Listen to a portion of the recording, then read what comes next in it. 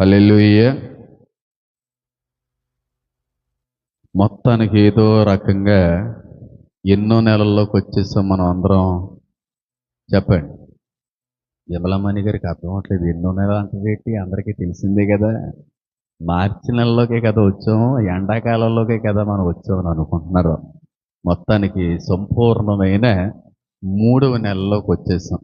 మార్చి మాసంలోకి రావడానికి దేవుడు మన పట్ల అత్యున్నతమైన కృప అనుగ్రహించగలిగాడు. అయితే గడిచినటువంటి వారానికి సుమారుగా అబ్రహాము గారి యొక్క జీవిత పరిశీలనలోకి ప్రవేశించడానికి దేవుడు కృపని అనుగ్రహించగలిగాడు. అయితే అబ్రహాం గారిని పరిశీలించాం. అబ్రహాం గారి భార్య అయినటువంటి హాగర్ గారిని పరిశీలించాం. అదే దాసి అయినటువంటి హాగర్ గారిని పరిశీలించాం. మొట్టమొదటి భార్య అయినటువంటి సారాయి, సారా అని మార్చడం జరిగింది. తర్వాత అమ్మగారి జీవితాన్ని కూడా చదువుటకు దేవుడు అత్యున్నతమైన కృపని మనందరి పట్ల కూడా కనుపరిచాడు. హాగర్ నుంచి మనం ఏం నేర్చుకున్నామంటే కృతజ్ఞత లేనటువంటి జీవితము, పిలుచుకున్నటువంటి చోటిచ్చినటువంటి నూతన జీవితాన్ని ఇద్దామనుకున్న వ్యక్తిని పొడిచేద్దామని ముంచేద్దామని అనుకున్నటువంటి ఒక దుర్మార్గురాలు అనే విషయాన్ని మనం అందరం కూడా గమనించాం. చేరదీసిన వారిని వెన్నుపోటు పొడుద్దాము అనుకునే ఆలోచన కలిగి ఉన్న వ్యక్తి ఈ హాగరు అనే విషయాన్ని గమనించాం. అయితే సారమ్మ గారి గురించి మనం ఏమి నేర్చుకున్నామంటే చెప్పండి. అవిశ్వాసి, విశ్వాసహీనురాలిగా తన జీవితాన్ని కనుపరిచింది అనే విషయాన్ని నేర్చుకున్నాం. రెండోదిగా ఏమి నేర్చుకున్నాం? తొందరపాటు నిర్ణయాలు ఎంత మాత్రమో కూడా మంచివి కాదు. మూడవది, అతిథులకి ఆతిథ్యం ఇచ్చే విషయంలో చాలా మొట్టమొదటి స్థానంలో ఉన్న వ్యక్తి కూడా ఈ వ్యక్తి. అయితే ఈ సారమ్మ గారికి, అబ్రహాం గారికి దేవుడు వాగ్దానం చేసినటువంటి 25 సంవత్సరాల తర్వాత ఒక కొడుకు పుట్టాడు. ఆ కొడుకు పేరే ఇస్సాకు. దేవుడు 75వ సంవత్సరంలో అబ్రహాం గారిని పిలుచుకొని ఆకాశ నక్షత్రాల వలె ఇసుక రేణువుల వలె నీ సంతానాన్ని విస్తరింపబోచున్నాను అని మాటిచ్చిన దేవుడు 75వ సంవత్సరంలో మాటిస్తే 99వ సంవత్సరంలో అది నెరవేర్పులోకి రావడానికి దేవుడు చిత్తం ఉపయోగపడిందని అంటాను. అయితే సారాయి లేదంటే సారమ్మ గారి మూలంగా, అబ్రహాం గారి మూలంగా, లేకపోతే ఈ ఇద్దరు దంపతుల మూలంగా ఈ భార్య భర్తలు ఇద్దరు కూడా ఒకే ఒక ఏకైక కొడుకుని కన్నారు. ఆ కొడుకు పేరే చెప్పండి, ఇస్సాకు.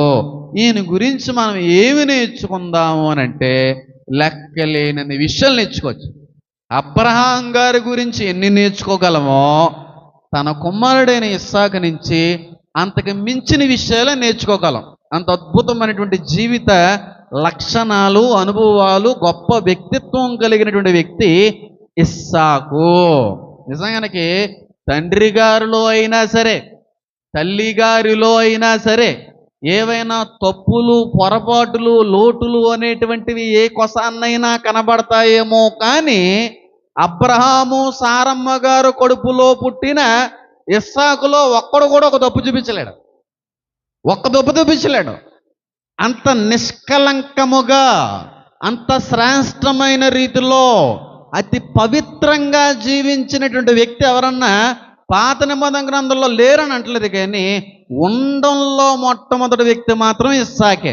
ఏకపత్ని వ్రతుడిగా తన జీవితాన్ని కొనసాగించినటువంటి గొప్ప వ్యక్తి ఇస్సాకు. ఇస్సాకు గారికి కట్టుకున్నటువంటి రెబ్కా తప్ప ఇంకొక భార్య లేదు, ఒకే ఒక్క భార్య.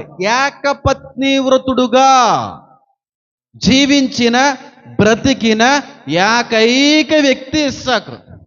ఆ వెనకటి వారి తరంలో చాలా తప్పుడు ఛాయలు ఉన్నప్పటికీ కూడా, తప్పుడు అనుభవాలు, కొన్ని తప్పుడు అలవాట్లు, లోటుపాట్లు ఉన్నప్పటికీ కూడా, ఆ ఛాయని ఎదురుగా ఉన్నప్పటికీ ఆ ఛాయకి అనుగుణంగా నడవలేదు, కానీ పరిశుద్ధమైన దైవికమైన ఆలోచనతో ధర్మశాస్త్రం లేకపోయినప్పటికీ ధర్మశాస్త్రానికి అనుగుణమైన రీతిలో జీవించిన వ్యక్తి ఇస్సాకు.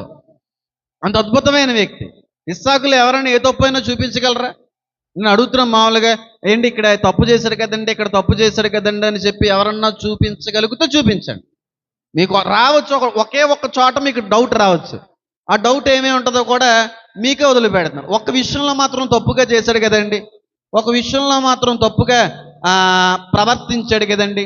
అలాంటిది మరి ఇస్సాకులో ఎవరో కూడా ఏ తప్పు కూడా చూపలేరు అన్నట్టుగా మీరు ఎలా మాట్లాడుతున్నారండి అనే ఆలోచన కూడా మీ అందరికి కూడా వచ్చి ఉండాలి. ఏమేమి ఉంటుందో తప్పు చెప్పండి. మీకు అనిపించవచ్చు తప్పుని, నా దృష్టిలో మాత్రం తప్పు కాదు. చెప్పండి ఏమేమి ఉంటుంది, ఏమేమిట చెప్పండి అమ్మా. అది కాదండి, అది విషయం కాదు. అది మోసగించారు ఆయన్ని. యాసావది తండ్రిని మోసగించాడు. అందులో ఆయన తప్పేముంది పాపం? మోసం చేస్తే పాపం లొంగిపోయాడు. అది అవును, జ్యేష్ఠ కుమారుడికి మాత్రమే నూరంతులు డబల్ ఆశీర్వాదం ఉంటుందమ్మా. జ్యేష్ఠ కుమారుడికే డబల్ ఆశీర్వాదం ఉంటుంది. కాకపోతే తమ్ముడు దొంగలేస్తాడు. అది అందులో తప్పేముంది? అడగండి అమ్మా, పర్లేదు, చెప్పండి ఏం తప్పు ఉంది అందులో? మోసం చెయ్యబడినటువంటి వ్యక్తి తండ్రి, మోసం చేసినటువంటి వ్యక్తి రెండో కుమారుడిని, భార్య గారిని, ఇలా ఉండరా, మీ అన్నగారికి ఏమో రోమాలు ఉంటాయి, నీకేమో రోమాలు లేవు, కాబట్టి నువ్వు కొర్రి, నేను చంపుతాను, తోలంతా కూడా వేసుకుని మీ నాన్నగారిని మోసగించి అన్నగారు పొందుకోవలసిన దీవెనలన్నీ నువ్వు పొందేసుకో అని అంటే అన్యాయంగా మోసం చేసి దీవెనలు పొందుకుంటాడు. అందులో ఆయన తప్పు లేదు, ఆయన మోసగించబడ్డాడు. కానీ చాలామంది ఒక తప్పు ఉంది కదా అని అంటారు. వాళ్ళకి జ్ఞానం లేక, బైబిల్ పట్ల సరైన అవగాహన లేక, బైబిల్ని లోతైన పరిశీలన చెయ్యక చాలామంది, నేను ఎక్కువగా చూస్తున్నటువంటి విషయం ఏంటంటే, కొంతమంది మతోన్మాదులు కూడా ఈ విషయాన్ని ప్రస్తావించారు. తండ్రి గారు ఏ తప్పు అయితే చేశారో, తండ్రి గారు ఏ పాపం అయితే చేశారో, తండ్రి గారు ఏ అబద్ధం అయితే ఆడారో, కొడుకు కూడా అదే అబద్ధం ఆడాడు కదా. తండ్రి గారు సారమ్మని సొంత భార్యను పట్టుకుని చెల్లి అని చెప్పి ఫరో దగ్గర చెప్పారు. సొంత భార్యను పట్టుకుని అబ్రహాము అబీమెలెకు దగ్గర చెల్లి అని చెప్పాడు. ఇదే వచ్చింది కొడుకు కూడానే. ఈయన కూడా అబీమెలెకు దగ్గర, ఇస్సాకు కూడా రెబ్కాని పట్టుకుని సొంత భార్యను పట్టుకుని గెరారు రాజు అయినటువంటి అబీమెలెకు దగ్గర నా చెల్లెలు అని చెప్పమన్నాడు కదా, ఆయనలో కూడా తప్పు ఉంది కదా అని కొంతమంది మతోన్మాదులు అంటూ ఉంటారు. అనలేదా? తండ్రి గారు ఏది అబద్ధమైతే ఆడేరని చెప్పి లోకం అనుకుంటుందో, ఇస్సాకు కూడా తండ్రి లాంటి మాట ఉపయోగించాడు. భార్యను పట్టుకొని చెల్లెలు అన్న మాట ఉపయోగించాడు. దాన్ని తప్పుగా చూపిస్తూ ఉంటారు చాలామంది. నేనైతే పేర్లే ప్రస్తావించాలనే ఆలోచన నాకైతే లేదు, కానీ కొంతమంది ఉన్నారులే, వాళ్ళకి మించిన మేధావులు ఇంకెవరో లేరు, రారో అన్నట్టుగా ఫీల్ అవుతుంటారు. వాళ్ళు ఇంక రారో లేరు. ఆయన నన్ను కూడా గెలికే ప్రయత్నం అయితే చేశాడు. అయితే అలాంటి న్యూసెన్స్, వాక్యం పట్ల సరైన అవగాహన లేనటువంటి వారితో చర్చించడానికి నేను ఎప్పుడూ కూడా సిద్ధంగా లేను. ఎందుకంటే వాళ్ళకి సరైనటువంటి లోతు మర్మాలు తెలదో, బైబిల్ గట్టిగా చదువుతూ 1-2 సార్లు పైపైన పల్చగా తప్పులు వెతకడానికి మాత్రమే చదువుంటారు. అర్థం చేసుకోవడానికి చదివిన వ్యక్తులకైతే అర్థమయ్యేటువంటి రీతిలో మనం చెప్పొచ్చు. తప్పులు వెతుకుదామని చదువుకున్నటువంటి వ్యక్తులకి ఎంత చెప్పినా అర్థం కాదు కనుక వాళ్ళతో నేను చర్చించాలనుకోలేదు. కొంతమంది ఉన్నారు, వాళ్ళు ఎలాగంటే మేధావుల్లో ఫీల్ అవుతూ ఉంటారు. యూట్యూబ్లో కొంతమంది సరైన బైబిల్ అవగాహన లేనటువంటి పాస్టర్లని లైవ్లోకి రమ్మని లైవ్ డిబేట్లు చేస్తా, వీళ్ళు పెద్ద పెద్ద చదువులేదో చదివేసుకున్న ఫీలింగ్తో మే జ్ఞానులు, మాకు మించిన జ్ఞానం ఎవరి దగ్గర లేదన్నట్టుగా బైబిల్ ట్రాన్స్లేషన్లన్నింటినీ కూడా చూపించేస్తూ, బైబిల్లో కొన్ని వచనాలన్నిటినీ కూడా ఆధారంగా తప్పుగా వాళ్ళు చిత్రీకరించేటువంటి ప్రయత్నాలు చేసేటువంటి వ్యక్తులు కొంతమంది వచ్చారు. పేరు నేను చెప్పాలనుకోవట్లేదు, కానీ అలాంటి కొంతమంది తప్పుడు అబద్ధ బోధకుల్లో బైబిల్ను తప్పుగా చూపించేటువంటి ప్రయత్నం చేస్తున్నటువంటి వ్యక్తి రీసెంట్గా ఒక మాట అన్నాడు. అబ్రహాము విశ్వాసానికి తండ్రి అంటారేంటండి? అబ్రహాములో విశ్వాసమే లేదు. నిజంగా దేవుడి మీద అబ్రహాం కానీ విశ్వాసం ఉంటే నా చెల్లెలు అని చెప్పి ఎలా చెప్పుకున్నాడు ఆయన? దేవుడు ఖచ్చితంగా అబీమెలెకు దగ్గర, ఫరో దగ్గర కాపాడుతాడు అనే విశ్వాసం అబ్రహాం గారికి కానీ ఉంటే అక్కడ చెల్లెలు అని చెప్పుకోవలసిన అవసరం లేదు కదా. అబ్రహాముకి అసలు దేవుడి మీద విశ్వాసమే లేదంటాడు ఆయన. ఆయన పేరు చాలామంది ఉన్నారు, ఆయన కొంచెం ఎక్కువగా ఓవర్గా జ్ఞానిగా ఫీల్ అయ్యే వ్యక్తి. పేరు చెప్పకూడదు అనుకుంటే చెప్తున్నాను. కిరణ్ ఆయన పేరు. కిరణ్ అలా ఎక్కువ ఫీల్ అయిపోతుంటాడు పాపం ఆయన. మహాజ్ఞానిగా ఫీల్ అయిపోతుంటాడు ఆయన. వాస్తవానికి వాళ్ళ ఫోటోలు కూడా బయటకు ఎట్టుకోలేరు. వాళ్ళ ముఖం చూపించుకొని మాట్లాడడానికి కూడా భయం వీళ్ళకి. వీళ్ళు కూడా డిబేట్లకు వచ్చేసేవాళ్ళు, వీళ్ళు కూడా చర్చలకి సిద్ధంగా ఉండేవాళ్ళు. అది కూడా లైవ్లోనే పెడతారండి డిబేట్. అబ్రహాం అసలు విశ్వాసానికి తండ్రే కాదైనా. అసలు అబ్రహాంకు దేవుడి మీద విశ్వాసమే లేదు, నమ్మకమే లేదు. అందుకే ఫరో గారి దగ్గర నా చెల్లెలని చెప్పాడు. నిజంగా అబ్రహాముకు దేవుడి మీద విశ్వాసం, నమ్మకం కానీ ఉండగలిగితే చెల్లెలు అని ఎందుకు చెప్తాడు? భార్య అనే ధైర్యంగా చెప్తాడు కదా. నా దేవుడు కాపాడతాడు అనే విశ్వాసంతోనే చెబుతాడు కదా అని చెప్పి ఈయన కొంచెం లేనిపోని అబద్ధ విషయాలు చెప్తా ఉంటాడు. దేవుడు కాపాడతాడు కాదని ఎవరన్నారు? పిలుచుకున్నవాడు నమ్మదగిన దేవుడు. అలాగని చెప్పి వెలిగించిన దీపాన్ని ఆ గాలి మధ్యలో పెట్టి, దేవుడా ఈ దీపం ఆగిపోకుండా నువ్వే చూడాలి నాయనా అంటే కుదరతుందా?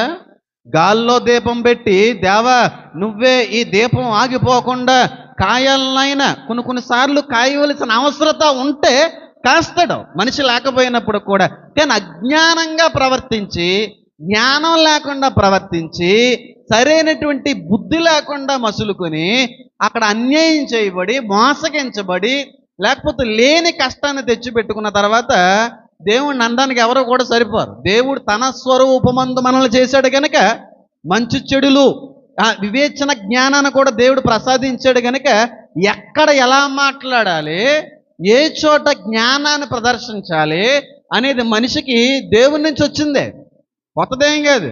అక్కడ దేవుడి మీద విశ్వాసం లేదని ఎలా అనుకుంటారో ఆ మాట అక్కడ కానీ అనకపోయి ఉంటే ఖచ్చితంగా అబ్రహాముని చంపేతుడు రాజు. దాని గురించి మాట్లాడరు, జ్ఞానయుక్తంగా మాట్లాడాడు. అక్కడ ఇస్సాక్ కావచ్చు, అబ్రహాం గారు కావచ్చు, జ్ఞానంగా మాట్లాడాడు. ఇప్పుడు వాస్తవానికి అబ్రహాం గారి భార్య సారా ఎవరు కాదన్నారు? అలాగని చెప్పి ఇంకొక రిలేషన్లో చూస్తే చెల్లెల వరుస కూడా అవుతుంది, అది కూడా ఆయన ఒప్పుకున్నాడు. అయితే అక్కడ దేవుడు కాపాడతాడు అనే విశ్వాసం ఎందుకు చూపించలేకపోయాడు అబ్రహాం అని అంటా ఉంటారు. వాస్తవానికి ఒక విషయాన్ని చెప్పి ఆ మాట వెనకాల ఉన్న ఉద్దేశము, ఆ మాట మాట్లాడడంలో ఉన్న ఆ జ్ఞానాన్ని మీకు చెప్పడానికి ప్రయత్నిస్తాను. ఆ రోజుల్లో ఏ దేశానికి సంబంధించిన రాజులైనా సరే, అబీమెలెకులైతే అంటే ఫిలిస్తీన్ల రాజు, గెరారు రాజు అని ఉంది, అబీమెలెక్స్ అంటారు. ఐగుప్తుల రాజులనేమో ఫరోస్ అని పిలుస్తూ ఉంటారు. అయితే ఏ రాజుకైనా సరే ఏ అమ్మాయి అయినా నచ్చిందంటే, ఏ అందమైన స్త్రీ మీద అయినా సరే కన్ను పడిందంటే నిర్దాక్షిణ్యంగా ఉన్నపాటుగా తన రాజ్యంలోకి తెప్పించేసుకుని అనుభవించేసుకొని, ఒకవేళ పెళ్లి చేసుకోవాలంటే పెళ్లి చేసుకునేవాళ్ళు. ఆ రోజుల్లో పెళ్లి చేసుకుని ఉంచేసుకునే వాళ్ళనే ఉపపత్నులు అని పిలిచారు. ఉంచేసుకుని భారీగా స్వీకరించారు. పెళ్ళని కూడా అనకూడదు, భారీగా స్వీకరించేవారు ఉపపత్నులు. ఏ ఆడది నచ్చినా సరే. మీకు ఎక్కడ అర్థమవుతుంటే బాగా బెత్షెబా విషయంలో కూడా జరుగుతుంది. బెత్షెబా విషయంలో కూడా నచ్చింది తీసుకొచ్చాడు అంటాడు. ఎందుకంటే ఆ రోజుల్లో రాజులకు అధికారం ఉంది. నచ్చిన ఏ వ్యక్తినైనా సరే తన రాజ్యంలోకి తెప్పించుకోగలిగే శక్తి ఆ రాజ్యాలకి, అన్ని రాజ్యాల్లో ఉన్నవారు కూడా ఉండేది. ఇది అంటే అందరూ ఇలాగే ఉన్నారని నేను అనట్లేదు, కానీ కొంతమంది ఉండేవారు పాపానికి బానిసలైపోయి మోహపు చూపుని అలవాటు చేసుకుని ఉన్న రాజులు ఉన్నారు. పవిత్రంగా జీవించిన రాజులు కూడా లేకపోలేదు. అయితే ఆ రోజుల్లో ఉన్నటువంటి పద్ధతి ఏంటంటే, భర్త గారు బ్రతికుండగా ఏ భార్యను కూడా ముట్టకూడదు. భర్త గారు బ్రతికుండగా ఏ భార్యనైనా ముడితే అది పెద్ద పాపం. అది ఏ దేవుడికి సంబంధించిన, ఏ రాజ్యాలకు సంబంధించిన, ఇతర దేవీ దేవతలను కొలిసేటువంటి రాజులైనప్పుడు కూడా ఆ విషయంలో మాత్రం చాలా పద్ధతిగా ఉండేవారు. అందుకే అబీమెలెకు కూడా ఒక మాట అంటాడు, ఈ రోజున నువ్వు చేసిన దానికి నా మీద నా పిల్లల మీద పాపము దేవుడు మోపునేమో, ఆయన ఉగ్రత నా మీదకి వచ్చేద్దునేమో. ఇలాగెందుకు చేసావయ్యా బాబు, అలాగెందుకు అబద్ధమాడు? ఒకవేళ నేను కానీ ఆ వ్యక్తిని భారీగా స్వీకరించి ఉండుంటే ఎంత పాపం అయిపోదును, ఎంత ఉగ్రత వచ్చేద్దునని చెప్పి ఆ రాజులు కూడా అన్నారు. అంటే దాని అర్థం ఏంటంటే, ఒక భర్త బ్రతుకుండగా ఆ భార్యని అనుభవించడం అన్నా, శారీరకంగా కలడం అన్నా, మోహపు చూపు చూపడం అయినా సరే పాపంగా ఎంచేవారు. ఇప్పుడు అబ్రహాం గారు బ్రతుకుండగా ఆ సారాని కానీ ఫరో అయినా అబీమెలెకు అయినా సరే తీసుకుని వెళ్ళి అనిపించాడు అనుకోండి, వాళ్ళ మీదకి శాపం వస్తుంది అనే కదా అని అర్థం. కాబట్టి ఇప్పుడు ఆవిడ మీద ఆయనకి ఇష్టం కలిగింది, ఆవిడ ఏదో రకంగా అనుభవించాలని ఆలోచన ఉంది, కానీ భర్త అడ్డుగా ఉన్నాడు. ఇప్పుడు సారమ్మని అడిగినప్పుడు, లేదంటే అబ్రహాం గారిని అడిగినప్పుడు నా భార్యే అని అన్నాడు అనుకోండి, మొట్టమొదటిగా ఎవరిని హేస్తాడు రాజు చెప్పండి? అబ్రహాముని చంపేస్తాడు. అప్పుడు భర్త లేని భార్యగా మారిపోద్ది. అప్పుడు తీసుకుని వెళ్ళిపోవచ్చు, అప్పుడు పెళ్లి చేసుకోవచ్చు, అప్పుడు ఆవిడ శరీరం మీద చెయ్యి వేయొచ్చు. భర్త బ్రతుకుండగా చేయకూడదు కనుక, ఒకవేళ అబ్రహాం గారు కానీ సారాకి నేను భర్తని, నా భార్య అని చెబితే చంపేద్దరు నిర్దాక్షిణ్యంగా చంపేసి సారమ్మని తీసుకెళ్ళిపోతారు. రెబ్కా విషయంలో ఇస్సాకు చేసింది కూడా అదే, నా భార్య అని కానీ చెప్పుండుంటే ఇస్సాకును కూడా చంపేసి రెబ్కాని గెరార్రాజు ఏం చేసేద్దుడు, తీసుకుని వెళ్ళిపోదు. కాబట్టి జ్ఞానంగా మాట్లాడాడు.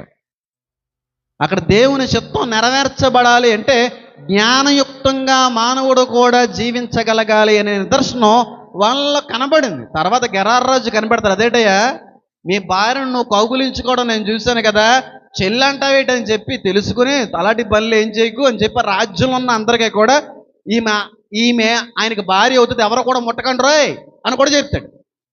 ఎందుకు అక్కడ నా భార్య అని చెప్పలేకపోయాడంటే, ఒకవేళ ఆ భర్త బ్రతుకుంటే అది పాపం గనక ఆ అబ్రహాముని ఇస్సాకుని అక్కడ ఉన్న రాజులు చంపేసి ఆ భార్యలను అపహరించుకుని వెళ్ళిపోయేటువంటి అవకాశం ఉంది గనుక చాలా జ్ఞానంగా చోట మాట ఉపయోగించవలసి వచ్చింది. తప్పు ఉందంటారు అందులో? తప్పు ఉందండి? తప్పు లేదు. ఇప్పుడు అదే పరిస్థితి మనకొచ్చినా, వాళ్ళ ప్లేస్లో మనమన్నా మనం అదే చెప్తాం, ఓ నేను అబద్ధం వాడిను, నా భార్య అయినప్పటికీ కూడా చెల్లనే చెప్తాను అని అంటారా?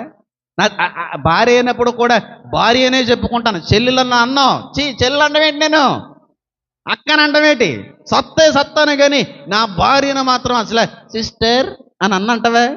ఒకవేళ అలాంటి పరిస్థితి వచ్చింది, ఇంకో సిస్టర్ కాదనే బాబు, పెద్ద అన్నయ్య నేనే, ఈ అమ్మగారికి నేను పెద్ద తమ్ముడిని నేనే అని చెప్పి లేని అబద్ధాలు కూడా మాట్లాడు. ఎందుకంటే ప్రాణం మీద ఉన్న తీపది. జ్ఞానంగా మాట్లాడినటువంటి సందర్భమే తప్ప ఇంకోటి అయితే ఏం కాదు. అయితే వాళ్ళు ఏమంటారంటే అబద్ధం ఆడకూడదు కదా అంటారు. అబద్ధం ఆడకూడదు, కొన్నిసార్లు అబద్ధం వెనకాల మేలులు కూడా ఉంటాయి. బాగా అర్థమయ్యేలా చెప్తాను చూడండి. ఒక అమ్మాయి రోడ్డు మీద వెళ్ళిపోతుంటే ఎవరో కిడ్నాప్ చేస్తారు అమ్మాయిని. కిడ్నాప్ చేసిస్తే అమ్మాయి ఏదో రకంగా తప్పించుకొని మీ తలుపు కొట్టింది, ఏమండి తలుపు తీయండి, తలుపు తీయండి, తలుపు తీయండి, నన్ను ఎవరో కిడ్నాప్ చేసేసారండి, కిడ్నాప్ చేస్తా, వాళ్ళ చేతుల్లో నుంచి తప్పించుకొని వచ్చానంటే తలుపు తీస్తావు. అమ్మ ఎవరో ఏం జరిగిందంటే ఎవరో నన్ను కిడ్నాప్ చేయబోయారండి, వాళ్ళ చేతుల్లో నుంచి చాకచక్యంగా నేను తప్పించుకొని వచ్చాను, వాళ్ళు ఒకవేళ వచ్చి అడిగితే నేను లేనని చెప్పండి అని అంటారు ఎవరన్నా సరే. అప్పుడు లోపలికి వెళ్ళిపోవా, బాత్రూంలో దాకో మంచమ్మ కింద దాకో అంటారు. దాకున్నా కొంచెంసేపటికి వాళ్ళు వస్తారు. వచ్చిన తర్వాత ఏ అమ్మాయి అయినా ఇలా వచ్చిందా, వచ్చింది, లోపల ఉంది, నేను అబద్ధవాడే మనిషిని కాదు అని అంటే ఆ అమ్మాయికి కీడు జరుగుతుందా మేలు జరుగుతుందా? నష్టపోతుంది. అమ్మాయిని కిడ్నాప్ చేస్తారు, ఆ అమ్మాయిని చంపేస్తారు. నిజంగా మంచి మేలు కోరే వ్యక్తి అనుకో, అమ్మాయి లోపం ఉన్నప్పటికీ కూడా రాలేదండి ఎవరో కూడా అని మాట్లాడేటువంటి ఆ ఒక్క మాట ఎంత మాత్రమో కూడా తప్పు అయిపోదాం. అలాగైతే రాహాబు మాట్లాడలేదా? దాచింది కదా యెహోషువ, వాళ్ళని దాచి ఎవరన్నా వచ్చారంటే రాలేదండి. అంటే దాని వెనకాల మేలు జరిగిందా లేదా? అది అబద్ధం అని అనకండి. జ్ఞానయుక్తమైనటువంటి ప్రవర్తన, జ్ఞానంగా మాట్లాడే రాహాబైనా, ఇస్సాకైనా, అబ్రహామైనా. నిజంగా నేను అబద్ధం ఆడిన గనుక లోపలే దోకుంది అమ్మాయి అని చెప్పి అమ్మాయిని కానీ ఇచ్చేస్తే అమ్మాయి చచ్చిపోతే కారణం కూడా ఎవరవుదురు? మనమే అవుతాం. అందులో తప్పు లేదు. జ్ఞానయుక్తంగా మాట్లాడుట అది అబద్ధం ఎలా అవుతుందండి? ఒక వ్యక్తిని రక్షించడానికి ఆ మాటను ఉపయోగించాం, అంతే కదా. అబద్ధం ఆడకూడదు అన్నాడు కదా, ఎలాగ అంటారు. జ్ఞానం లేక, బైబిల్ పట్ల సరైన అవగాహన లేక. కిడ్నాప్ చేసిన అమ్మాయి అవతో లోపల దాచిన తర్వాత వచ్చినాడికి లోపల ఉందని చెప్తావా? ఆ పిల్ల రక్షించబడాలంటే, ప్రాణం కాపాడాలంటే లేదనే చెప్తాం. అందులో ఏది మనకి కరెక్టో, ఏది మంచిది, దేవుడికి ఏది ఇష్టమైంది చెప్పండి? ఆ ప్రాణం దక్కడమేనా? దాన్ని అబద్ధం అనకండి. వివేచన జ్ఞానము, జ్ఞానయుక్తమైన స్పందన. అబ్రహాం అలా అన్నాడు, ఇస్సాకు అలా అన్నాడు కదా, అసలు వాళ్ళు విశ్వాసమే లేదు కదా అని అంటూ ఉంటారు. దేవుడి యొక్క జ్ఞానాన్ని పొందుకునే వ్యక్తులు అపవాది ఆ తరాన్ని అక్కడితోనే ఇంకా ముగించేద్దామని, లేకపోతే దేవుని చిత్తాన్ని నెరవేర్చకుండా ఆపేద్దాము అనుకున్నటువంటి ప్రయత్నంలో జ్ఞానాన్ని ప్రదర్శించినటువంటి తండ్రి కుమారులే తప్ప అక్కడ చెల్లెని చెప్పుకుంటే ఏదో వచ్చేద్దని కాదు. తప్పించుకున్నారు ఇద్దరు. వాళ్ళు తప్పించుకున్నారు కాబట్టి వంశం అంతా కూడా ఏమైంది? వర్ధిల్లింది. అయితే ఇస్సాకులో పాపము, తప్పు, లోటు ఏదన్నా ఉందంటారు అప్పుడు? ఖచ్చితంగా ఆయనలో ఇంక లేనే లేదు. అయితే ఇస్సాకు యొక్క ప్రారంభ గడిని గమనించి ఇస్సాకు నుంచి నేర్చుకోవలసిన కొన్ని విషయాలు త్వరగా నేర్చుకోవడానికి ప్రయత్నం అయితే చేద్దాం. చూడండి, 21వ ఆదికాండానికని ప్రధానమైన ప్రాముఖ్యమైన అంశంగా కానీ మనం తీసుకున్నట్టయితే ఆ చోట ఒక చక్కటి మాట కనబడుతూ ఉంది. త్వరగా చదివి పరిశీలించడానికి ప్రయత్నం అయితే చేద్దాం. 21వ ఆదికాండము 3వ వచనానికైనా మనం చదివితే అక్కడ ఒక చక్కటి మాట, ఇస్సాకు యొక్క ప్రారంభ గడియ ఆది అంతా కూడా అక్కడ కనబడుతుంది. ఎవరన్నా త్వరగా చదవడానికి ప్రయత్నించండి అమ్మా. అప్పుడు అబ్రహాము తనకు పుట్టినవాడును తనకు సారా కనినవాడునైన తన కుమారునికి ఇస్సాకు అనేటువంటి పేరు కూడా పెట్టెను అనేటువంటి మాట కనబడతా ఉంది. ఇస్సాకుని ఎవరికన్నారంట? సారా కన్నటువంటి ఇస్సాకు అని రాయబడింది. అదే ఇస్సాకుని అబ్రహాం గారు మోరియా పర్వతం మీద కూడా బలి ఇవ్వడానికి సిద్ధపడినట్టుగా తర్వాత అధ్యాయంలో 22వ అధ్యాయంలో కనబడి తర్వాత అధ్యాయంలో కూడా ఆ విషయం అంతా కూడా కనబడుతూ ఉంటుంది. కనబడుతుందా లేదా? ఇస్సాకు సారాకి పుట్టాడు. అదే ఇస్సాకుని అబ్రహాము గారు మోరియా పర్వతం మీద బలివ్వడానికి కూడా తీసుకుని వెళ్ళాడు. అందులో ఏమైనా సందేహం ఉందా? ఇస్సాకునే కదా తీసుకెళ్ళింది, ఎవరన్నా తీసుకెళ్ళాడా? ఇస్సాకునే కదా, నో డౌట్. అయితే అందులో ఇంకేం తేడా ఏం లేదు. మోరియా పర్వతం మీదకి అబ్రహాము తీసుకుని వెళ్ళిన వ్యక్తి ఇస్సాకే. అందులో ఏమన్నా సందేహాలు ఉన్నాయా? మీకు, నాకు, దేవుని ఎరిగినటువంటి క్రైస్తవులకి, దేవుని బిడ్డలుగా ఎంచబడినటువంటి యూదులకి సందేహమే లేదు. ఖచ్చితంగా అబ్రహాం గారు సారాయికి పుట్టినవాడే ఇస్సాకు. ఆ సారాయనే మోరియా పర్వతం మీదకి తీసుకుని వెళ్ళాడు. దేవుడు బలి ఇమ్మని కోరింది కూడా ఇస్సాకునే అని చెప్పి మీరు నమ్ముతారు, యూదులు నమ్ముతారు, క్యాథలిక్స్ కూడా నమ్ముతారు. అందులో సందేహం లేదు. అయితే ఎక్కడ ప్రాబ్లం వచ్చిందంటే, మనం అందరం కూడా అబ్రహాము కుమారుడైన ఇస్సాకునే మోరియా మీదకి తీసుకెళ్ళడం నమ్ముతాం. కానీ దీనికి వ్యతిరేకమైన సిద్ధాంతంతో మాట్లాడే వ్యక్తులు ఎవరంటే ఇస్లాం. మోరియా పర్వతం మీదకి అబ్రహాము గారు తీసుకుని వెళ్ళింది ఇస్సాకును కాదు, ఇష్మాయేలుని అంటారు వాళ్ళు. అవాక్కయ్యారా? అవ్వకండి, ఉన్న విషయమే. మోరియా పర్వతం మీదకి అబ్రహాము బలిచ్చుటకు తీసుకుని వెళ్ళింది ఇస్సాకు కాదు, ఇష్మాయేల్ని తీసుకెళ్లారని చెప్పి ముస్లిమ్స్ వాదిస్తూ ఉంటారు. ఎందుకు వాదిస్తూ ఉంటారు అనే విషయాన్ని కూడా చెప్తాను చూడండి. ఎందుకు వాదిస్తూ ఉంటారో, దేన్ని ఆధారంగా తీసుకుని వాదిస్తూ ఉంటారనే విషయాన్ని కూడా చెప్తారు. ఇప్పుడు ఎవరన్నా మీకు ముస్లిమ్స్ ఫ్రెండ్స్ ఉన్నారనుకోండి, బంధువులు లేదంటే స్నేహితులు ఎవరైనా తెలిసిన వాళ్ళు ఉన్నారనుకోండి, అక్కడికి వెళ్ళి అబ్రహాం గారు ఎవరిని బలిచ్చారు, బలి ఇవ్వడానికి ఇష్టపడారంటే వాళ్ళు తక్కువని చెప్పేది ఇష్మాయిల్నే, ఇస్సాకని అనరు. అలాగన్నారు కనుక మళ్ళీ గొడవలు అవుతాయి. ఉన్నటువంటి ఫ్రెండ్షిప్ని పాడు చేసుకోకండి ఎప్పుడు. వాళ్ళ తప్పేం లేదు, ముస్లిమ్స్ తప్పు లేదు, ఇస్లాం తప్పు లేదు, ఎవరు తప్పు లేదు. అపవాది పెట్టాడు అలాగే ఏదో రకమైన భేదాలు, గొడవలు, కక్షలు, కార్పణ్యాలు కలుగు చేయాలని అపవాది పెట్టాడు తప్ప మనిషిని ఎప్పుడో కూడా అనుకోవడానికి వీలు లేదని అంటాను. నా బంధువుల్లో ఉన్నారు చాలామంది ముస్లిమ్స్, నా స్నేహితుల్లో ఉన్నారు చాలామంది ముస్లిమ్స్. కాబట్టి నేను ఎప్పుడూ కూడా వాళ్ళని అండనికి ఎప్పుడూ కూడా ఇష్టపడట్లేదు. ఆ తప్పుడు బోధన కలుగు చేసిన వ్యక్తులు తప్పు, లేదంటే ఆ వ్యక్తులు వాడుకున్న సాతానుగాడు తప్పు. క్రైస్తులుగా మనం అందరం కూడా ఇస్సాకు మాత్రమే మోరియా తండ్రి గారితో వెళ్ళడం నమ్ముతాం. కానీ వాళ్ళ గ్రంథాల్లో, వాళ్ళ యొక్క హృదయాల్లో ఎప్పటికీ కూడా ముద్రించబడినటువంటి ఒక అబద్ధం ఏంటో తెలుసా? ఎప్పటికీ కూడా వాళ్ళు వాదిస్తున్నటువంటి విషయం ఏంటో తెలుసా? ఇస్సాకు కాదు, ఇష్మాయేలు వెళ్ళాడు అబ్రహాంతో, ఇష్మాయేలు వెళ్ళాడు అని వాళ్ళు వాదిస్తూ ఉంటారు. అలాగా ముస్లిం వేత్తలు చాలామంది ఉన్నారు, జాకీర్ నాయిక్ అని, షఫీ అని. వీళ్ళందరూ కూడా ఆ మత గ్రంథాన్ని డిఫెండ్ చేస్తూ మాట్లాడుతూ ఉంటారు. ఆ మత గ్రంథంలో ఉన్నటువంటి విషయాల్ని సపోర్ట్ చేస్తూ మాట్లాడుతూ ఉంటారు. వాళ్ళందరి గురించి నేను మాట్లాడాలని అనుకోవట్లేదు, కానీ షఫీ అని ముస్లిం వేత్త ఒక ఆయన ఉన్నాడు. మీ అందరికి కూడా ఒక ఆలోచన, అవగాహన, గుర్తు ఉండాలి. షఫీ అని ఆయన మోటివేషనల్ స్పీకర్. మోటివేట్ చేస్తున్నట్టుగానే మాట్లాడుతూ ఉంటాడు. ఆ గ్రంథ సిద్ధాంతాలను కలిపి మాట్లాడుతూ ఉంటాడు, మతాన్ని కలుపుతూ మాట్లాడుతూ ఉంటాడు. ఆయనది ఇష్టం, అది స్వేచ్ఛ ఉంది భారతదేశంలో, తప్పు అని నేను అనట్లేదు. కానీ చాలా మందికి ఆయన మోటివేట్ చేసేటువంటి ఒక ముస్లిం వేత్త. ఆయన చాలా సంవత్సరాల నుంచి ఇప్పటికే కూడా క్రైస్తవులు ఎదుట వాదించే విషయం ఏంటంటే, ఇష్మాయేలుని కాదు అబ్రహాము గారు తీసుకువెళ్ళింది, ఇస్సాకుని కాదు ఇష్మాయేల్ని తీసుకెళ్ళాడు అంటాడు. అంటే ఆయన అన్న మాట ఏంటంటే, ఇష్మాయేలు జాతికి ఏమనంటే నీకు అవసరం కాబట్టి అమ్మ, ఇష్మాయేలు అబ్రహాం గారు 86వ సంవత్సరంలో ఉన్నప్పుడు పుట్టాడు. అబ్రహాం గారికి 86వ సంవత్సరం వచ్చినప్పుడు ఇష్మాయేలు పుట్టాడు. 86 ఇయర్స్కి ఇష్మాయేలు అబ్రహాం గారు పుట్టాడు. ఇస్సాకు ఎప్పుడు పుట్టాడంటే 99 సంవత్సరాలు, అంటే 100 సంవత్సరాలకు పుట్టాడు. అంటే ఇస్సాకు పుట్టేటువంటి సమయానికి ఇష్మాయేలుకి ఎంత వయసు వచ్చి ఉండాలి?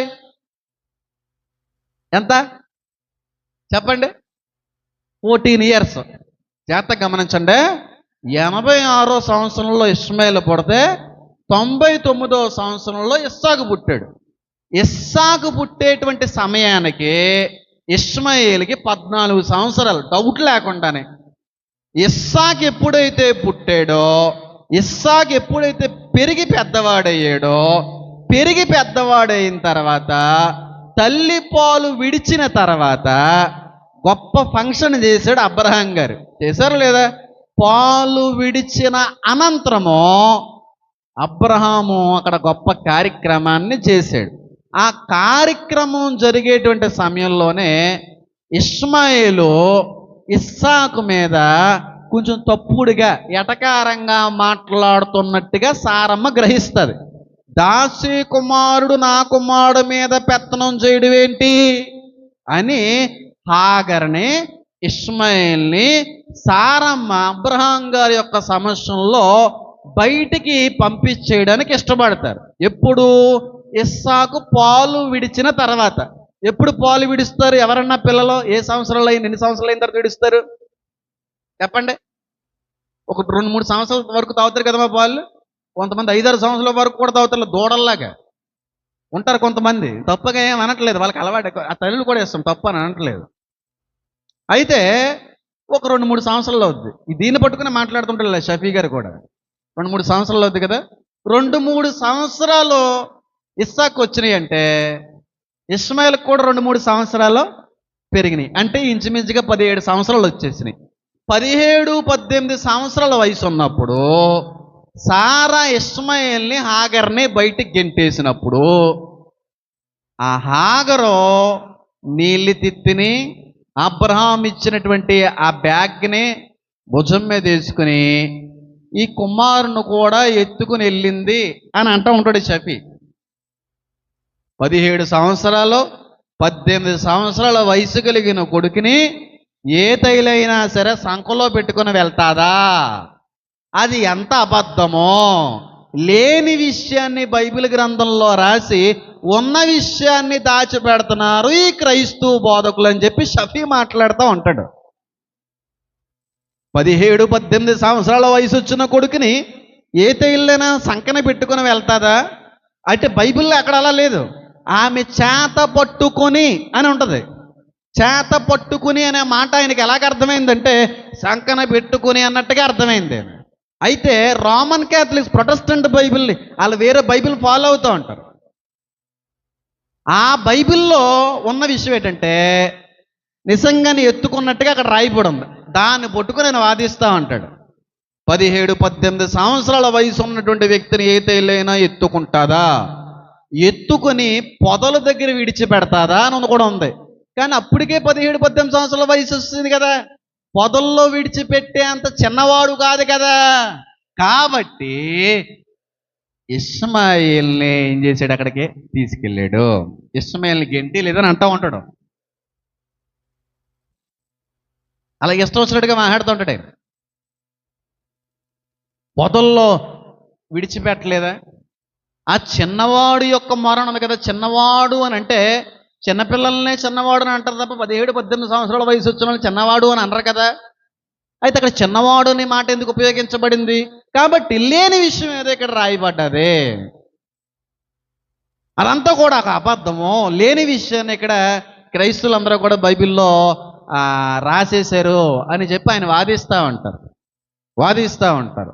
అయితే అది ఏది కూడా జరగల. వాస్తవానికి నిజంగా ఇష్మాయేల్ వెళ్ళడము, ఇష్మాయేల్తో పాటుగా హాగర్ గారు వెళ్ళిపోవడం అన్నది విషయం, అందులో సందేహం లేదు. దేవుడు కూడా అన్నాడు, సారాకి పుట్టినటువంటి వాడు మాత్రమే నీ సంతానమగును, దాసి కుమార్తె నీ సంతానం కాదు అని అన్నాడా లేదా? సారాకి పుట్టిన వ్యక్తే నీకు సంతానం అవుతాడు అన్నాడు. అంటే ఇప్పుడు దేవుడు అబ్రహాంకి ఎవరి మీద ఎక్కువ ఇష్టం ఉంటుంది? దాసి కొడుకు మీద ఉంటుందా? సారాకు పుట్టినటువంటి వ్యక్తి మీద ఎక్కువ ఉంటుందా? సొంత కొడుకు మీద ఉన్నంత ప్రేమ అడ్డు కొడుకు మీద ఉంటుందా? ఉండదు.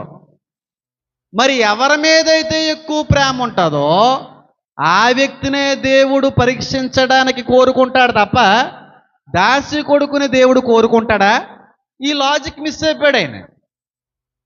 సొంత భార్యకు పుట్టినటువంటి వ్యక్తిని ఎక్కువ ప్రేమిస్తారా ఎవరైనా? లేకపోతే దత్తత తీసుకునో లేకపోతే పెంచుకున్న వ్యక్తులను ఎక్కువ ప్రేమిస్తారా? చెప్పండి. కాబట్టి ఎక్కువ ప్రేమ అబ్రహాం ఎవరి మీద పెట్టుకుని ఉంటాడు?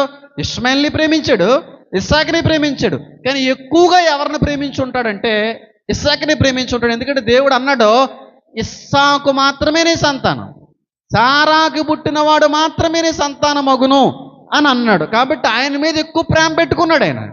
ఆ ప్రేమ పరీక్షించడానికి, దేవుడి మీద గొప్ప ప్రేమ ఉందా, ఇస్సాకు మీద ఎక్కువ ప్రేమ ఎక్కువైపోయిందని చెప్పి పరీక్షించడానికి దేవుడు ఇస్సాకునే కోరుంటాడు తప్ప ఇష్మాయేల్ని కోరతాడా? కోరలేదు. అంత వాదిస్తూ ఉంటారు వాళ్ళు. పైకి ఇంకొక వచనాన్ని ఆధారంగా ఆయన షఫీ గారు ఏం మాట్లాడుతూ ఉంటారంటే, ఈ హాగరు ఇష్మాయేలు నెట్టివేయబడిన తర్వాత అటు ఇటు తిరుగుచుండెను అని ఉందా లేదా? ఏంటి ఆ ప్రాంతం అంటే బెయర్షబా అని ఉంటుంది బైబిల్లో. బెయర్షబా ప్రాంతంలో హాగరు కొడుకైన ఇష్మాయేలు అటు ఇటు తిరుగుతున్నారు అని ఉంటుంది. అయితే తర్వాత ఇస్సాకుని బలిచ్చేసి వచ్చేసిన తర్వాత రాయబడిన విషయం ఏంటంటే అబ్రహాము ఇస్సాకును లేదంటే ఆ పనివారిని పట్టుకొని బెయర్షబాకు తిరిగి వచ్చాను అని ఉంటుంది. బైబిల్లో ఉన్న విషయమే. ఆ మాటను ఆధారంగా తీసుకుని షఫీ ఏమంటాడు తెలుసా? అబ్రహాము బెయర్షబా నుంచే బయలుదేరాడు కాబట్టి మళ్ళీ తిరిగి బెయర్షబాకే వచ్చాడు. కానీ బెయర్షబా నుంచే మొదలేడని ఎక్కడ లేదు. బెయర్షబాకే తిరిగి వచ్చాడు కనుక ఆ బయర్షాబాలో అప్పటికే నివసిస్తున్న వ్యక్తులు ఎవరు?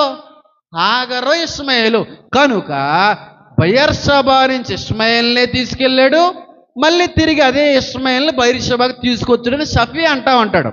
వెళ్ళాడు బయర్షాబా నుంచి, ఎక్కడన్నా ఉందా? బయర్షాబాకి తిరిగి ఎందుకు వచ్చాడు తెలుసా?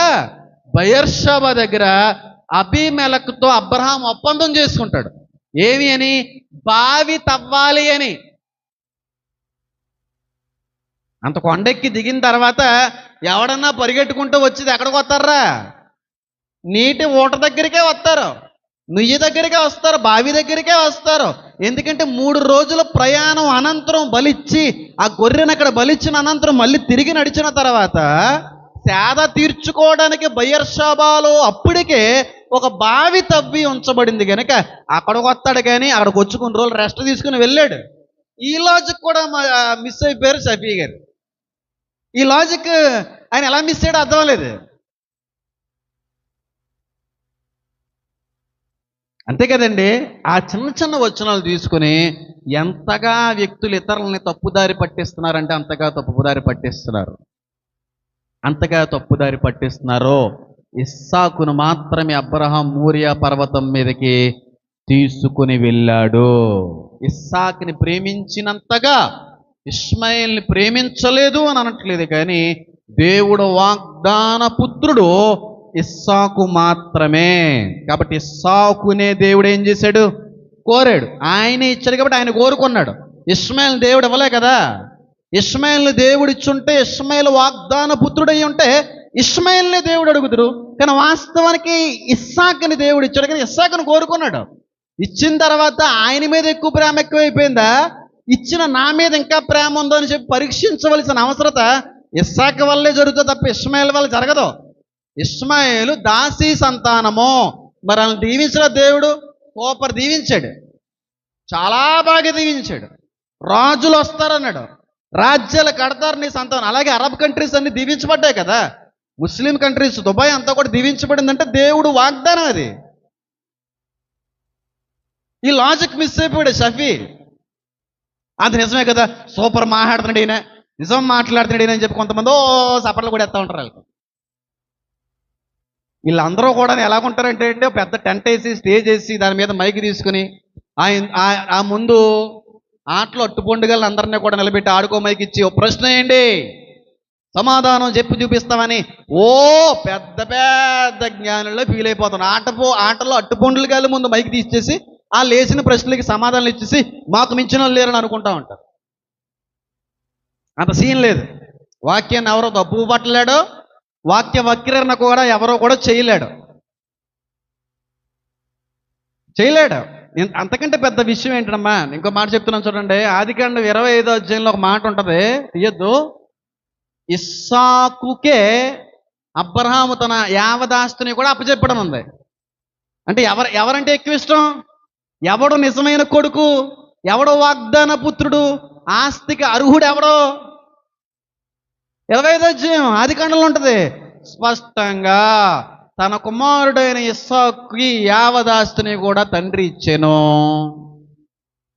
ఇక్కడ కూడా మిస్ అయిపోయారు షఫీ గారు. వాస్తవానికి మీరు ఉన్న విషయాన్ని, నిజమైన విషయాన్ని, సత్యమైన విషయాన్ని మీరు గమనించవలసిన అవసరం ఉంది. ఏ మతానికి సంబంధించిన వ్యక్తులైనప్పటికీ కూడా అందరి మాటలో నమ్మకండి. మీరు చదవండి, ఆధారాలతో కూడా దేవుడు మీకు బయలుపరుస్తాడు. ఆ మాటలు నమ్మి చాలామంది తప్పుదారి పట్టేస్తున్నారు. ఇస్సాకునే దేవుడు ఏం చేశాడు? కోరాడు. ఆ మోరియా పర్వతం మీదే ఇస్సాకుకి బదులుగా పొట్టేలును కూడా దేవుడు అక్కడ సిద్ధపరిచాడు. ఆ మోరియా పర్వతం మీదే యేసుక్రీస్తు ప్రభువారు కూడా సిలువ వేయబడ్డారని చెప్పి చాలామంది భక్తులు అంటా ఉంటారు, ఇప్పటికి కూడా అంటా ఉంటారు. కానీ నేను దాన్ని కొట్టేస్తూ ఉంటాను. మోరియా పర్వతం మీదే అని నేను అన్నాను. ఎందుకంటే ఆ మోరియా పర్వతం అటు ఇటు ప్రాంతంలో యేసు ఉండొచ్చు తప్ప సేమ్ ఎగ్జాక్ట్ ప్లేస్లో యేసు ఉంటారని నేను అనుకోను. ఎందుకనంటే సొలొమోను ఆ మోరియా పర్వతం మీదే మందిరం అనేటువంటిది కట్టాడు. యేసుక్రీస్తు ప్రభు వారి యొక్క కాలంలో కూడా ఆ మందిరం అదే చోట ఉంది. యేసుక్రీస్తు గారిని సిలువ వేసిన సమయంలో కూడా మందిరం ఉందా లేదా? మరి మోరియా పర్వతం మీదే సొలొమోను మందిరం కట్టాడని రాయబడి ఉంది కనుక అదే ప్రాంతంలో కాదు కానీ ప్రక్కన గొల్గొత్త, కపాల కొండ, కల్వరి కొండ అంటారు. ఆ ప్రాంతంలో దేవుని సిలివేశారు, యేసుని సిలివేశారు తప్ప మోరియా మీదే అన్న వాదన ఎంతవరకు కూడా కరెక్ట్ కాదని నాకు అనిపిస్తూ ఉంటుంది. ప్రక్కన ఎగ్జాక్ట్ పొజిషన్లో కాకపోవచ్చు, కొంచెం పక్కన వేసి ఉండొచ్చు.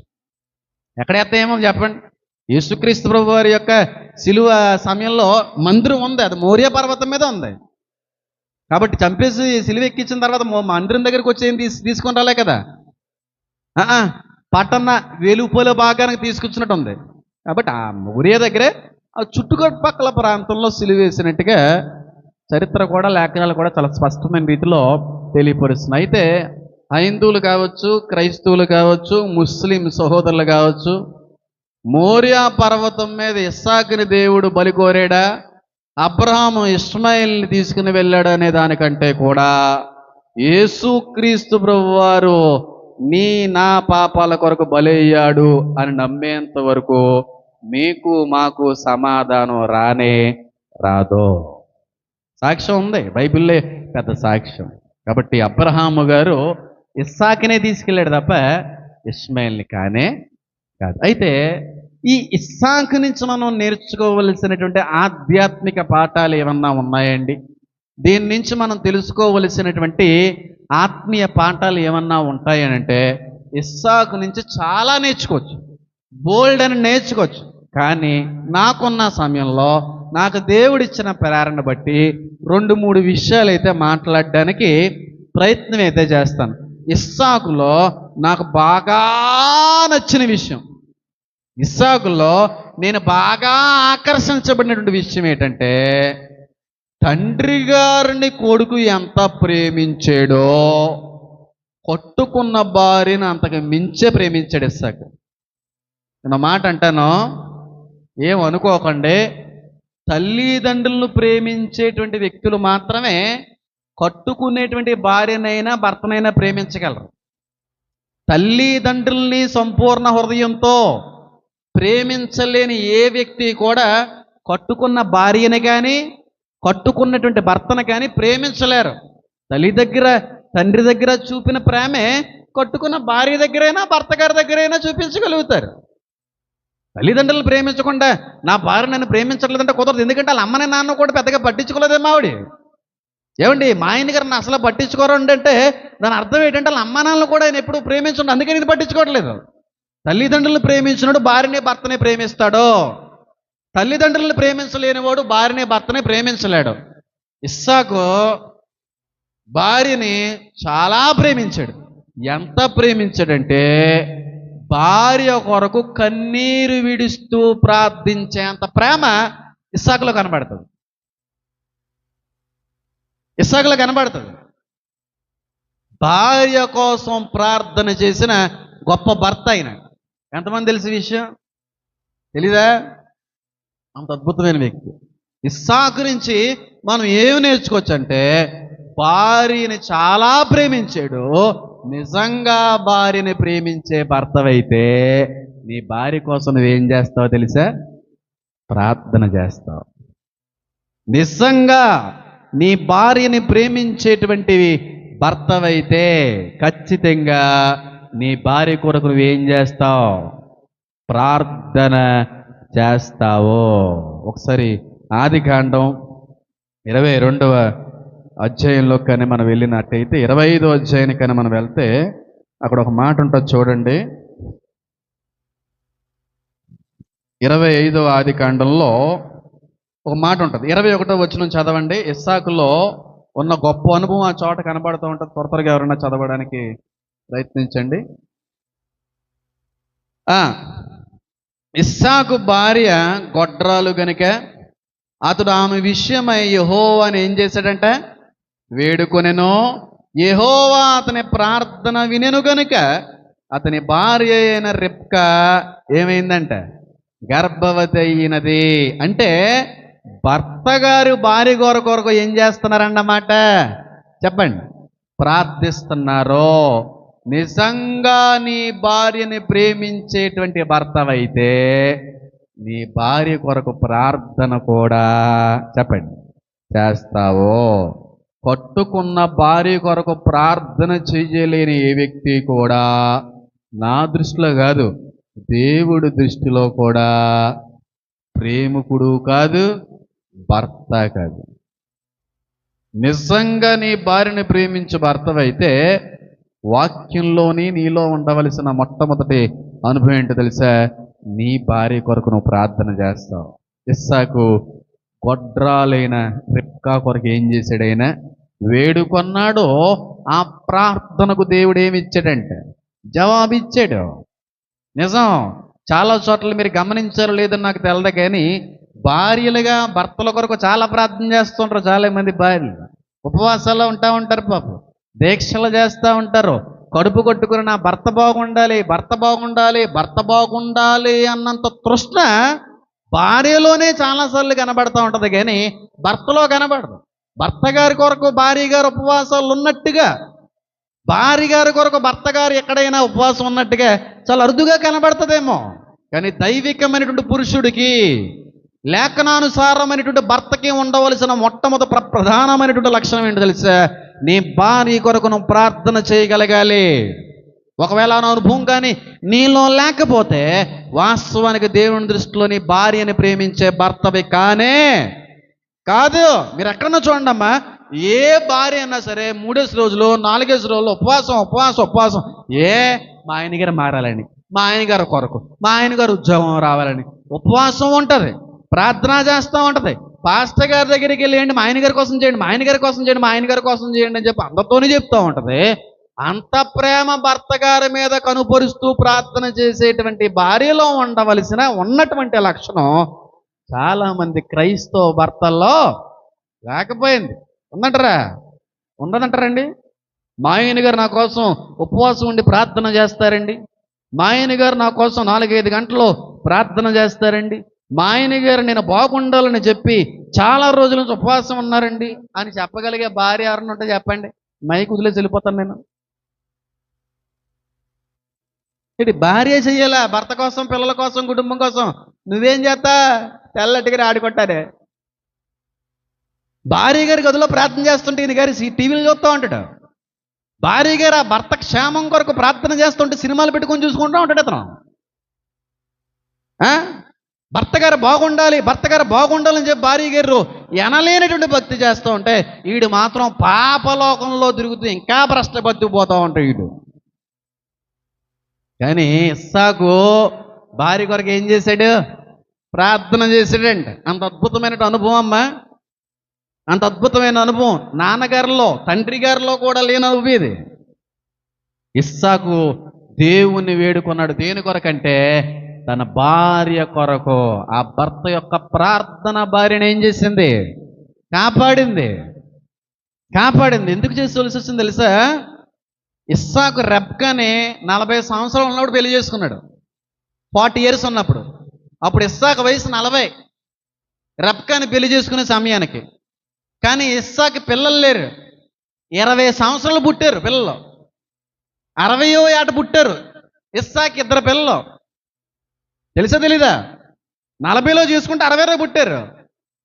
20 సంవత్సరాల విశ్వాసంతో ఎదురు చూశాడు. నేను అంటాను, 20 సంవత్సరాలు కన్నీరు విడుస్తూ భార్య కొరకు ప్రార్థన చేసిన గొప్ప భర్త ఇస్సాకు. మీకు విషయం తెలుసా? 25 సంవత్సరాలు అవిశ్వాసంతో నడిచింది సారా. ఆవిడికి పిల్లలు లేరు, 25 సంవత్సరాలు. కానీ విశ్వాసం చూపలేకపోయింది దేవుడి మీద. కానీ అదే తల్లికి అదే తండ్రికి పుట్టిన కొడుకు 20 సంవత్సరాలు అయినా సరే విశ్వాసంతోనే ప్రార్థన చేశాడు. కానీ అవిశ్వాసంతో దత్తత తీసుకుందామా, పిల్లల్ని ఎక్కడి నుంచైనా తెచ్చుకుందామా అన్నది ఉందా? అంత గొప్ప విశ్వాసం. చాలామంది భార్య భర్తలు ఇది కనబడట్లేదని అంటారండి. భార్య గారు కానీ గర్భవతి కానీ త్వరగా అవ్వకపోతే, ఒకవేళ పెళ్లి చేసుకున్నటువంటి క్రైస్తవ దంపతులకే పిల్లలు బేగా పుట్టకపోతే వీళ్ళ మెదల్లో వచ్చేటువంటి మొట్టమొదటి ఆలోచన ఏంటి తెలుసా? ఇంకా పిల్లలు పుట్టరేమో, ఇంకా కడుపు రాదేమో, అన్నగారి పిల్లల్ని ఏమన్నా దత్తత తీసుకుందామా, ఏ పిల్లలనైనా సరే తెచ్చి పెంచుకుందామా, ఈ దిక్కుమాల ఆలోచన వస్తుంటారు క్రైస్తవులకి. నీకు నిజమైన విశ్వాసం ఉంటే ఎవరిని వేడుకుంటావు నువ్వు? చెప్పండి. దేవుణ్ణి వేడుకుంటావు. చాలా మంది క్రైస్తవుల్లో కనబడే ఒక దరిద్రమైనటువంటి అనుభవం ఏంటంటే, పెళ్లి చేసుకున్న సంవత్సరం లోపు కానీ భార్య గారి గర్భవతి కాకపోతే, పెళ్లి చేసుకున్న 6 మాసాల్లో లోపల కానీ పండు కానీ పడకపోతే, పండు అనే కదా అంటారండి దాన్ని, కాయ కానీ పడకపోతే ఇంక ఏదో రకమైన ఆలోచన లేదండి. పిల్లలు పుట్టరండి ఇంక మనకి సంతాన యోగం లేదండి. నీకు ఇంక పిల్లలు పుట్టేలాగా నాకు అనిపించట్లేదు కనుక మన బంధువుల్లో ఒకరు పిల్లలు ఇస్తానంటున్నారు, పెంచుకుందామా?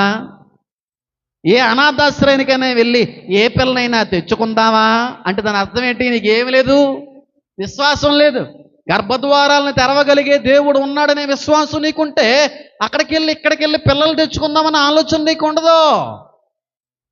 గర్భఫలం యెహోవా ఇచ్చు బహుమానము అనే నమ్మకం, వాక్యం మీద నిజమైన విశ్వాసం నువ్వు కలిగి ఉన్న వ్యక్తివైతే పిల్లలు పుట్టడం ఆలస్యం అవుతుందని చెప్పి అక్కడికి ఇక్కడికి వెళ్ళి పిల్లలను తెచ్చుకోవాలన్న ఆలోచన ఎంత మాత్రమో నీకు ఉండదో. నీకు విశ్వాసం లేదు కనుకే ఇలాంటి దారి తప్పించే ఆలోచనలు నీకు అపవాది చెప్పండి పెడుతున్నాడు. 20 years పిల్లలు లేకుండా ఉన్నాడు. సారమ్మ గారికి వచ్చిన ఆలోచన, తండ్రి గారికి వచ్చిన ఆలోచన కొడుకు ఎందుకు రాలేదు? ఎవరినన్నా తీసుకుని వచ్చి పిల్లలకి అందావే, లేదా రెప్పక ఏమండి మీకు ఒక దాసీని ఇస్తానండి, లేకపోతే మీకు అమ్మాయిని తెచ్చి పెడతానండి, ఆవిడ మూలంగా ఆ పిల్లల్ని కనండి, మీరు ఆవిడ మూలంగా వచ్చే సంతానాన్ని మన సంతానంగా మనం ఆనందిద్దామండి అని అనలేదు. ఇద్దరిలో కూడా ఏకాభిప్రాయంతో కూడిన విశ్వాసం కనబడింది. కానీ చాలా మంది క్రైస్తవ భార్య భర్తల్లో తరచుగా ఎక్కువగా కనబడే ఒకే ఒక విషయం, గర్భం స్లో అయితే, పిల్లలు పుట్టడం లేట్ అయితే దేవుడు ఎప్పుడుకైనా ఇస్తాడు అనే విశ్వాసం కంటే కూడా అడ్డదారుల్లోనో మరొక మార్గాల్లోనూ అది జరిగించుకోవాలి అనే ప్రయత్నాలు చేసే వాళ్ళు చాలామంది కనబడుతున్నారు. కానీ ఇది వాక్య విరుద్ధమైన విషయము.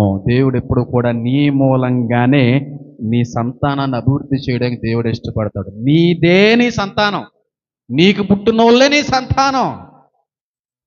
ఎక్కడుందో బైబిల్లో? పోనీ నీ మూలంగానే. ఒకవేళ ఇవ్వలేదంటే దానికి అర్థం ఉంటుంది. ఒకవేళ ఆ గర్భం తెరవలేదంటే ఖచ్చితంగా అర్థం ఉంటుంది. ఒకవేళ తెరవకపోవడానికి ఏ అర్థాలు ఏ కారణాలున్నా ఒక కారణం మాత్రం ఖచ్చితంగా ఉంటుంది. నీలో విశ్వాసం లేదు కనుకే అన్నాకు తెరిచిన దేవుడు, రెబ్కాకి తెరిచిన దేవుడు, సారాకి తెరిచిన దేవుడు నీకు తెరవలేదు. నీకు లేదా విశ్వాసం, ఇంక పుట్టరు, ఇంక అవ్వదు, ఇంక పిల్లలు పుట్టే యోగం నాకు లేదు, ఇంక నేను కొట్రాలనే, నాకు కూడా పిల్లలు పుట్టే యోగం లేదనుకుంటాను. కాబట్టి మనం ఏదో ఒక దారి చూసుకోవాలి అనుకోవడమే మహా గొప్ప అవిధేయత. శ్రమలు వచ్చేయడంలో కూడా కారణం. నిజం చెప్తున్నాను చూడండి, మనకు పుట్టేవాళ్ళు మన సంతానం అనిపించుకుంటాం. మనకు పుట్టేవారే మన సంతానము అని దేవుడు చెప్పాడు. మనకు పుట్టిన వారే మన సంతానము. దేవుడు ఆలోచన కూడా అదే, దేవుడు ఉద్దేశం కూడా అదే. నీ మూలంగానే అంటాడు. అవిశ్వాసం. పిల్లలు పుట్టకపోతే అవిశ్వాసం, లేటుగా అవుతుంటా విశ్వాసం. డాక్టర్ దగ్గరికి వెళ్ళిపోతూ ఉంటారు, అక్కడికి వెళ్ళిపోతూ ఉంటారు. ఏమండి టెస్ట్లో డాక్టర్ గారు అంటే, ఏమండి మీ గర్భాశయంలో నీటి పొడుగులు ఉన్నాయి, మీ భర్త గారి యొక్క స్పెర్మ్ కౌంట్ తక్కువ ఉంది, కాబట్టి మందులు వాడండి, ఈ ఫుడ్ తినండి, లేకపోతే ఈ సమయానికి అది చేయండి, ఈ సమయానికి అది చేయండి అన్నా కానీ గర్భఫలం ఇచ్చు యెహోవా నీ చేతిలో ఉండగా, గర్భద్వారాలు తెరవగలిగేటువంటి శక్తిమంతుడిని ఎదురుండగా డాక్టర్ల మాటల మీద పడి చాలాసార్లు తప్పుడుగా వెళ్ళిపోతున్నాయేమో. డాక్టర్లు అన్నారు కనుక ఇంకెప్పటికీ కూడా రాదేమో అనే ఆలోచనలో ఉన్నామేమో. డాక్టర్లు గారు ఇంక అసాధ్యం అన్నటువంటి మాటను పట్టుకుని చాలాసార్లు తప్పుడు నిర్ణయాలు తీసుకుంటూ నీది కాని సంతానాన్ని నీ వరకు తెచ్చిపెట్టుకుంటూ దైవ విరుద్ధమైనటువంటి కార్యకలాపాల్లో దేవుడి చిత్తాన్ని భంగపరిచే వ్యక్తిగా మారిపోతున్నాయేమో. లేఖనాలు సెలవిస్తూ ఉన్నాయి. ఇద్దరిలో కూడా విశ్వాసం ఉంది కనుకే రెబ్కా యొక్క గర్భాన్ని దేవుడు తెరవగలిగాడు. భర్త భార్య కొరకు ప్రార్థన చేయగలిగాడు. ఒక భర్త భార్య కొరకు ప్రార్థన చేసి వేడుకున్నాడండి దేవుడిని. ఎక్కడ వేడుకుంటున్నారు చెప్పండి భార్యలు భర్తలో? భార్య ఎప్పుడు ప్రార్థన చేయాల్సింది అంటది. అంటాడు ఆయన, ఈవిడ గారు అంటారు భర్త గారిని, ఏమండి ప్రార్థన చేసుకోవచ్చు కదండి, ఏమండి బయటికి వెళ్ళేటప్పుడు చిన్న ప్రార్థన చేసుకుని వెళ్ళొచ్చు కదండి, ఏమండి కొంచెంసేపు బైబిల్ చదువుకోవచ్చు కదండి, బయటికి వెళ్తున్నారు కదండి, చేసుకొని వెళ్ళండి, ప్రార్థన చేసుకుని. అంటే ఎందుకు లేవే, నువ్వు చేస్తున్నావు కదా నా కోసం, నీవు చేసేది సరిపోదటి, నేను మళ్ళీ చేసుకోవాలా అంటాడు ఆయన. నువ్వు చేసేది సరిపోదా, మరి నువ్వు చేయవా మీ ఆవిడ కోసం నువ్వు ప్రార్థన చేయవా, నీ కోసం నువ్వు ప్రార్థన చేసుకోవా, నీ బిడ్డల కొరకు నీ కుటుంబ క్షేమం కొరకు ప్రార్థించేటువంటి భర్తగా యజమానిగానే ఉండవా? భార్య గారు ఎంత బతిమాలుతుంటారో కొంతమంది భర్తల్ని, ఏమండి ఏమనుకున్నట్టు మాట చెప్తాను, చెప్పి ఏముందా ఏడు చెప్పే టైం అయిపోతుంది, ప్రార్థన చేసుకుని వెళ్ళండి, బైబిల్ చదువుకో. వద్దు, అవసరం లేదే, నువ్వు చేస్తున్నావు కదా నా కోసం, నీ ప్రార్థన నాకు చాలా ఎక్కువ, నువ్వు చేసే ప్రార్థన నాకు ఎక్కువైపోతుంది, మళ్ళీ నేనెందుకు, నీ ప్రార్థన అవసరం లేదా? నువ్వు తింటా ఆవిడ తింటే నీ ఆకలి తీరిపోతుందా, లేకపోతే నువ్వు తింటే ఆయన ఆకలి తీరిపోతుందా? ఎవరి ఆకలి వాళ్ళే తింటేనే తీరుతుంది, ఎవరి ప్రార్థన కూడా వాళ్ళనే ఏదో ఒక రోజు నిలబెడుతుంది. ఇస్సాకు భార్య కొరకు ఏం చేశాడు? ప్రార్థించాడు కనుకే 20 సంవత్సరాల తర్వాత గర్భాన్ని తెరిచాడు. ఒకళ్ళు కాదు, ఇద్దరిని ఇచ్చేసాడు దేవుడు ఏకంగా, డబల్ ధమాకా.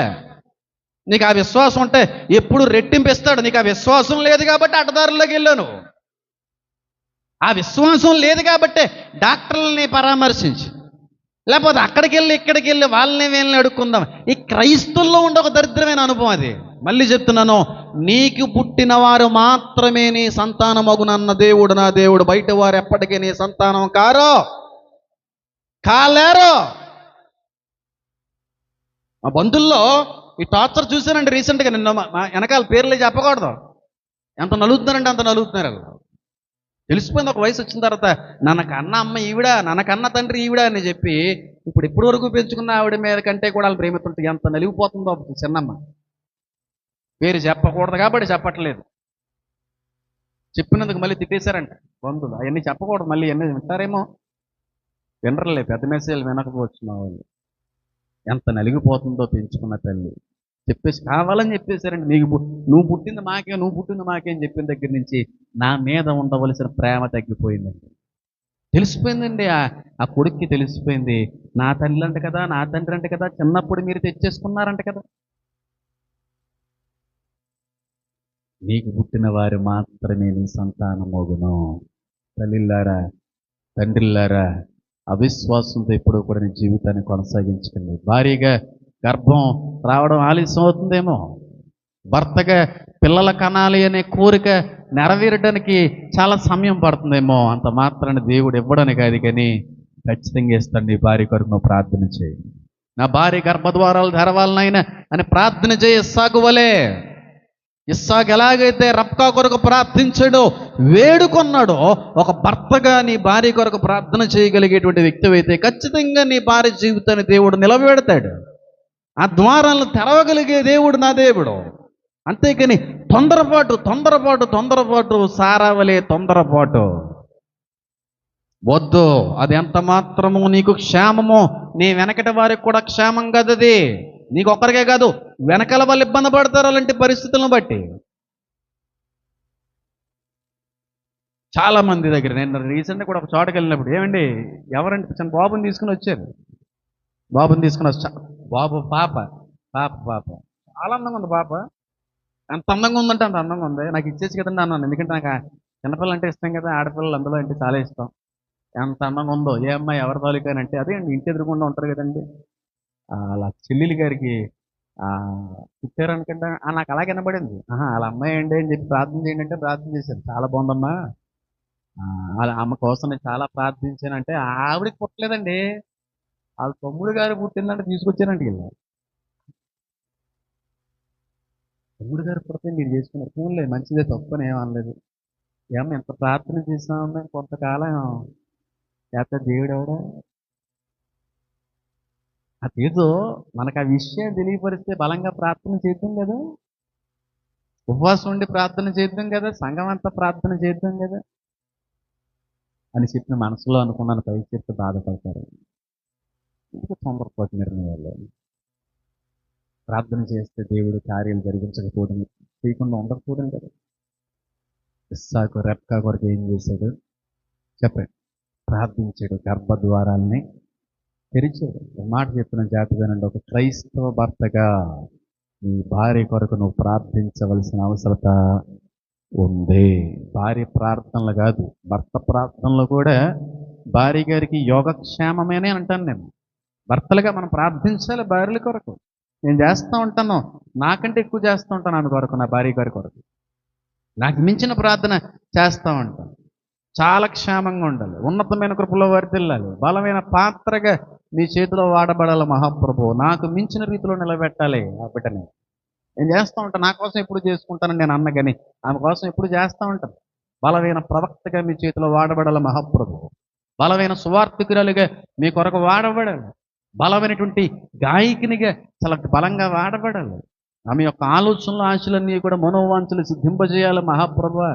ప్రార్థిస్తాను, బాగాలేదు 2 రోజుల నుంచి బాగాలేదు అసలు, ప్రార్థిస్తున్నాను. ఇక్కడ కన్నీరుతో విడిచి ప్రార్థన చేస్తున్నాను. వారికి ఎవరు లేరు నాయన, తల్లిదండ్రులను విడిచిపెట్టి వచ్చింది నా దగ్గరికి. నా కోసం తన తల్లిదండ్రులను కూడా కాదనుకున్నటువంటి నా భార్యకి నీవు మాత్రమే ఏదైనా చేయాలని చెప్పి కన్నీటితో ప్రార్థన చేస్తుంది 2 రోజుల నుంచి. చేయవలసిన అవసరత భర్తలకి దేవుడు ఇచ్చాడమ్మా, అంతేగాని భార్య గారి ప్రార్థనలే మనకు సరిపోతాయంటే అలాగా చెయ్యాలి. భార్య క్షేమం కోరి వ్యక్తివైతే నీ భార్య కొరకు ప్రార్థన చేయాలి. నా భార్య కొరకు ఎవరు ప్రార్థన చేస్తారో లేదో నాకు తెలియదు, కానీ నేను చాలా చేస్తూ ఉంటాను ఆవిడ కోసం ప్రార్థన. ప్రతిరోజు చేస్తూ ఉంటాను. ఇంచుమించుగా 3 పూటల్లో కూడా ఆవిడ కొరకు జ్ఞాపకం చేసుకోవడానికి దేవుడు ఎప్పుడో కూడా ప్రేరణ అందిస్తూ ఉంటాడు. చాలా బలమైన రీతిలో నిలబడాలి. అసలు కుదరదు. నేను ఇవ్వగలిగేది, నేను చేయగలిగేది నా భార్యకి ఏదైనా ఉందంటే ప్రార్థన. ఎంతకు మించి నేనేం చేయగలను? నేనేం ఇవ్వగలను? సేవకుడిని చేయగలుగుతున్నావా? భర్తగా నీ భార్య కొరకు ప్రార్థించగలుగుతున్నావా? నీ భార్య కొరకు దేవుని పాదాలు పట్టుకుని కొనియాడగలుగుతున్నావా? ప్రోకలాడగలుగుతున్నావా? భార్యకి హెల్త్ బాగాలేదంటే ప్రార్థన చేసే భర్తలు ఉండాలండి. ఒంట్లో బాగోలేదండి, ఈరోజు కొంచెం నడుమంతా కూడా నొప్పిగా ఉందండి, చాలా బలహీనంగా ఉందండి, ఏమి అనుకోకుండా అన్నప్పుడు ఈయన ఏం చేయాలి? అయిపోయి ఏమైందే, నీకు బలహీనత వస్తే ఎలాగే బాబు, నాకు టీ చుక్కిచ్చే వాళ్ళు కూడా ఉండరు అని మాట అనేసి పోతాడు, బయట టీ తాగేసి వస్తాడు. ప్రార్థన చేసి ఎప్పుడన్నా బాగాలేదు అన్నప్పుడు, భార్య గారికి ఒంట్లో బాగోలేదంటే అని అన్నప్పుడు ఎప్పుడన్నా మోకాలు వేసి ప్రార్థన చేసేవయ్యా? నువ్వు భర్తవే అసలే. భార్య గారికి బాగోలేదని ఎప్పుడన్నా మోకాలు వేసి కనీసం ఒక పూట అయినా సరే ఉపవాసం ఉండి ప్రార్థించావా? వేసుకో ఆ ట్యాబ్లెట్ వేసుకుని టిఫిన్ తినేసి టీ తాగేసి పడుకో, తగ్గిపోతే. అదే భర్త కోసం భార్య ఏం చేస్తా తెలుసా? ఉపవాసం ఉండిపోతారు ఆ రోజంతానే. మరి అదేం దిక్కుమాలి ప్రేమో? ఆ ప్రేమ ఎందుకు లేదురా నీలో? సన్నాసి, నాకు ఒంట్లో బాగోలేదు, నడువంతా నొప్పి వచ్చేసింది, కొల్లే కనబడతలేదంటే రోజంతా ఉపవాసం ఉండిపోతా భార్య. తిండదో, తిండి తిప్పలేమండవు, కడుపు మార్చుకుని ఉంటుంది. మరి అదే బలహీనత భార్య గారికి వస్తే ఆ మందులు వేసుకుని టీ టిఫిన్ తాగేసి పడుకో. భార్యకి భర్తకి మధ్యనున్న ఈ లక్షణం చాలా విభిన్నతగా ఉంటుంది. మరి అదేటో తెలదండి బాబు, మరి అదేటో తెలదు. భార్యకు ఒంట్లో పోకపోతే, భార్య బలహీనురాలు అవుతే, భార్య మంచం మీద పడితే భర్తకి నిద్ర పట్టకూడదు. గోజాడాలు దేవుని పాదాలు పట్టుకుని నాకు ఏం చేస్తావు తెలియదు పొద్దునకి నా భార్య యథావిధిగా తిరిగి నిలవగలగాలి నాయనా, నీ రక్తంతో శుద్ధీకరించి ప్రోక్షింపచేయి నీ ఉన్నత స్వస్థతతో కూడినటువంటి రక్తాన్ని. అంతేగాని వేసే మందు వేసుకొని పడుకో, ట్యాబ్లెట్ వేసుకుని పడుకో, టీ తాగేసి పడుకో, కాఫీ తాగేసి పడుకో, టిఫిన్ తినేసి పడుకో, అదే తగ్గుతుంది. ఆవిడ అలా చేస్తుందా? చేయదు. మహాతల్లి ఉండిపోతా రోజు అంతా తినకుండా. ఒకవేళ తిన్నా షుగర్లు గిగర్లు అలాంటివి ఏమైనా ఉంటే తినకపోవడం మళ్ళీ ఇంత ప్రమాదం కనుక ఎంతో కొంత తిని మళ్ళీ ప్రభువా నా భర్తను ముట్టండి, నా భర్తను ముట్టండి, నా భర్తను ముట్టండి. వీడు చేయడు చాలా కూర్చొని, లేకపోతే సినిమా ఎట్టుకొని తగ్గలేదు ఇంకా తగ్గదులే, ఇంకా తగ్గదు నీకే. ఈ భర్తల క్యారెక్టర్లు. ఇస్సాకు భార్య కొరకు ఏం చేశాడు తెలుసా? ప్రార్థన చేశాడండి, కన్నీటితో ప్రార్థన చేశాడు, వేడుకొన్నాడు. భార్యలు మన కోసం కాదు, భార్యల కోసం మనం చెయ్యాలా? మా అమ్మగారు చేస్తారు భర్త గారి కోసం ఎంతగానో ప్రార్థిస్తారు. ఆవిడ ప్రార్థనలు ఈరోజు మా బాబు నెక్కాలని నిలబెట్టే. మా నాన్నగారు ఈరోజు ఇలా ఉన్నారంటే మా అమ్మగారు ప్రార్థనలే. మా అమ్మగారు ప్రార్థనలే. చేస్తున్నావా భార్య కొరకు? భార్య బలహీనరాలు అవుతే బాధపడుతున్నావా భర్తగా? పట్టించుకోవడం మానేస్తున్నావా? చాలా దారుణం అండి. నిన్న చాలాసార్లు చూసాను, చాలా మంది చూశాను. భర్త గారికి కానీ కొంచెం ఇక్కడ ఎక్కడైనా నొప్పి వచ్చింది అనుకోండి, గ్యాస్ నొప్పేది ఆ డొక్కల్లోనో కడుపులో వచ్చింది అనుకోండి, ఏదో కొంచెం నొప్పి వస్తుందండి, అది బాబా ఆలస్యం చేయకుండా హాస్పిటల్కి వెళ్ళి చూపించుకోండి, హాస్పిటల్కి వెళ్ళి చూపించుకోండి అంటది భార్య. అదే నొప్పి భార్యకి వచ్చింది అనుకో, గ్యాస్ నొప్పి అది టాబ్లెట్ ఇసుక. ఒరే నీ ప్రాణం మీదకి వస్తేనేమో నీకు భయం, మరి ఆ ప్రాణం నీ ప్రాణం కాదా? అడుగుతున్నానండి. ఏంటి ఇలాంటి ఎక్కడ చూడలేదు? మీరు చూడలేదా? భర్త గారికి ఏదన్నా కొంచెం డొక్కల్లోనో నడువుల్లోనో పొట్టలోనో నొప్పి వస్తే భార్య గారు అగ్గకలాడిపోతారు. అయ్యి బాబోయ్ ఏమండి అలాంటి ఆలస్యం చేయకండి, అలాంటి అలక్ష్యం చేయకండి, డాక్టర్ గారి దగ్గరికి వెళ్ళి చూపించుకోండి బాబు, ఏమో రోజులు బాగోలేదండి, మీరు ముందెళ్ళ టెస్టులే చేయించండి, మీరు ముందెళ్ళ డాక్టర్ గారు చూపించుకోండి అని చెప్పి ఎంత పాకులాడుతూ ఉంటుంది భార్య భర్త గారి ఆరోగ్యం పట్ల. అదే బలహీనత భార్య గారికి వస్తే, గ్యాస్ నొప్పి అది ట్యాబ్లెట్ వేసుకొని పడికే పొద్దున పోతుంది, గ్యాస్ నొప్పి ట్యాబ్లెట్ వేసుకుని పడుకుంటే పోతాం, ఇది చచ్చిపోవాలని వీడికి ఉద్దేశం. ఇది పోతే ఇంకో దాన్ని తెచ్చేసుకుందామని ట్యాబ్లెట్ వేసుగా పొద్దున పోతుంది. పొద్దున పోతుంటే నొప్పి కాదు, ఈవిడ కూడా పోవాలని. అలాంటి దరిద్రులు ఉంటారా బాబు? భర్తలు భార్యలు పోవాలని ఎదురు చూసే దరిద్రమైన భర్తలు ఉంటారు. అగ్గలాడిపోలండి భార్య గారికి ఏదన్నా బలహీనత వస్తే. ఎందుకంటే కుటుంబాన్ని నడిపించేది భార్యే. భార్య గారు ఎక్కడన్నా చిన్న అనారోగ్య పరిస్థితి గురైందా, భర్త గారికి నిద్ర పట్టకూడదు, మోకాళ్ళు వేసి ప్రార్థన చేయాలి, ముట్టండి నా భార్యని ప్రభు అని చెప్పి. అస్సలు లెక్క ఉండదండి. భార్యలు కానీ బలహీన పడితే లెక్క చేయని భర్తలే చాలా మంది. డబ్బులు అయిపోతాయని కొంతమంది పీసిన సంఘంగాలు, వీళ్ళకి ఏదో నొప్పి వస్తే 7,000 8,000 10,000 టెస్టులు వేసాయి. ఏం చే టెస్టులు? ఎందుకంటే ఇటు చచ్చిపోతారేం పోయి వీడికి. మరి ఆవిడ పోతే ఆ టీచ్ దిక్కు కూడా ఉండరు, నీకు కుక్క సాగు తత్తా. భార్య కంటే ముందే పోవాలి భర్త. భార్య పోయిన తర్వాత భర్త ఉండిపోతాడు, నరకం అనిపిస్తాడంటాను నేను. లెక్క చేయని భర్తలు ఉన్నారు చాలా క్రైస్తవ కుటుంబాల్లో. ఇస్సాకు నేర్పుతా ఉన్నాడు, నీ భార్యను ప్రేమించు భర్తవైతే నీ భార్య కొరకు ప్రార్థన చెయ్యాలి సుమి. నీ భార్యని ఎనలేని ప్రేమ చూపించగలిగేటువంటి భర్తవైతే నీ భార్య కొరకు దేవుని పాదాలు పట్టుకుని వేడుకోగలగాలి. నీ భార్య మాత్రమే కాదు నీ కొరకు ప్రార్థించవలసింది, భర్తగా నీవు కూడా నీ భార్య యొక్క క్షేమం కొరకు క్షేమం కొరకు ప్రార్థన చేయవలసిన అవసరం ఉంది. అంతేగాని భార్యను పట్టించుకొని ప్రార్థన చేయను, ఎలా పోతే పోనే, ఏంటంటే తిన్నే, అదే తగ్గుతుందిలే, ఎప్పుడు ఉన్నదే కదా వస్తూ ఉంటుంది, నీకు పోతాం కాదండి. పట్టించుకోవాలి భార్యను. పట్టించుకునేవాడు నిజమైనటువంటి భర్త. అనుభవం లేదు అని అంటే మీ ఇద్దరి మధ్యన ఏమి లేదన్నమాట. చెప్పండి, భార్య భర్తల మధ్యన ఉండవలసిన బంధము ప్రేమ లేదు. అక్కలాడాలి. భార్య బలహీన పడితే భర్తగా అడిపడిస్తాడు.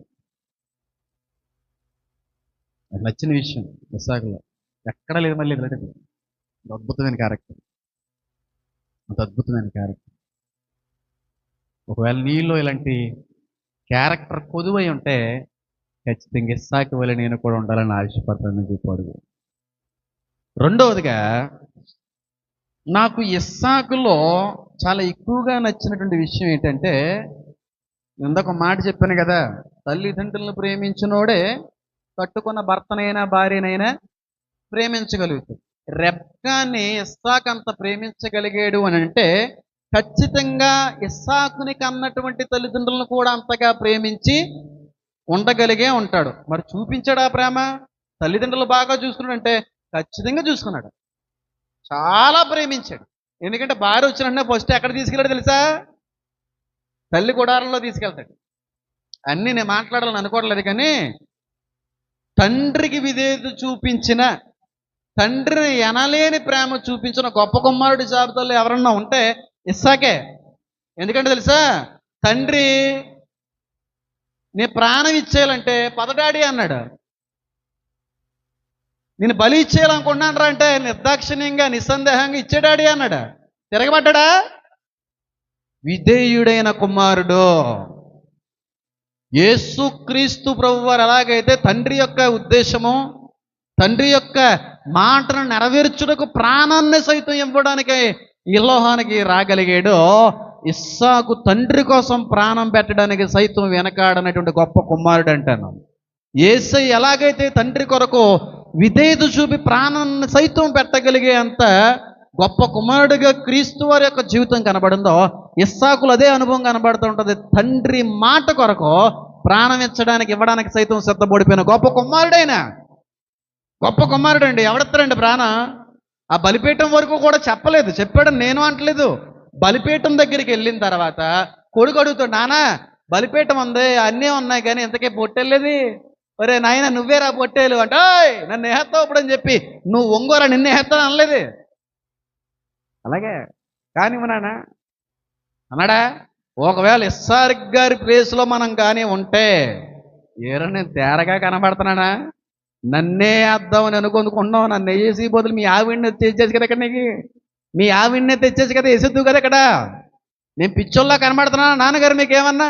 అలాగే నాన్నగారు బలిచ్చేస్తాను, కానీ ఒకసారి అలా చూడలేదు అని చెప్పి అలా చూసిలోకి ఈ నేహేది వాళ్ళ బాబుని వేసి బలిపేట మీద ఎక్కించేది. అవునా కదండి? మీరు నేనైతేనే నాన్నగారికైనా అబ్రహాం గారి ప్లేస్లో ఉంటా, నాన్న అదేంటి నాన్న అంతమంది చేతులు అని అంటావా? రే నానా ఈ నేహత్వం నాన్న వంగదీసి మేడ ఎగర కొట్టేసి నాన్నే ఎక్కించేస్తాం బలిపేటం మీద. ఆ ప్రాణం తీసేస్తావా? అలా బాబు వేరే నువ్వు రే, ఒరే అసలు నువ్వు నన్ను కన్నావా? ఒరే నువ్వు అసలు నా తండ్రి వేరే రే, ఎంత అగాత్యానికి పాల్పడ్డా. అయ్యి బాబు నాన్న దేవుడు పెడతాడు అలాగే చూడు, ఏడు అంటే టాప్ అని బురదీసి నాన్నకి చిత్ర బలిపేటం మీద.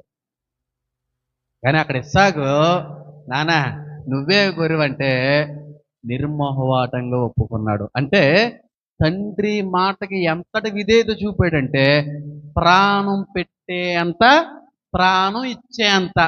అది నిజమైన విధేయత. అదే విధేయత యేసుక్రీస్తు ప్రభు వారిలో చూడలేదా మనం? తండ్రి మాట కొరకు ప్రాణాన్ని సైతం ఇవ్వగలిగిన గొప్ప వ్యక్తి యేసయ్య.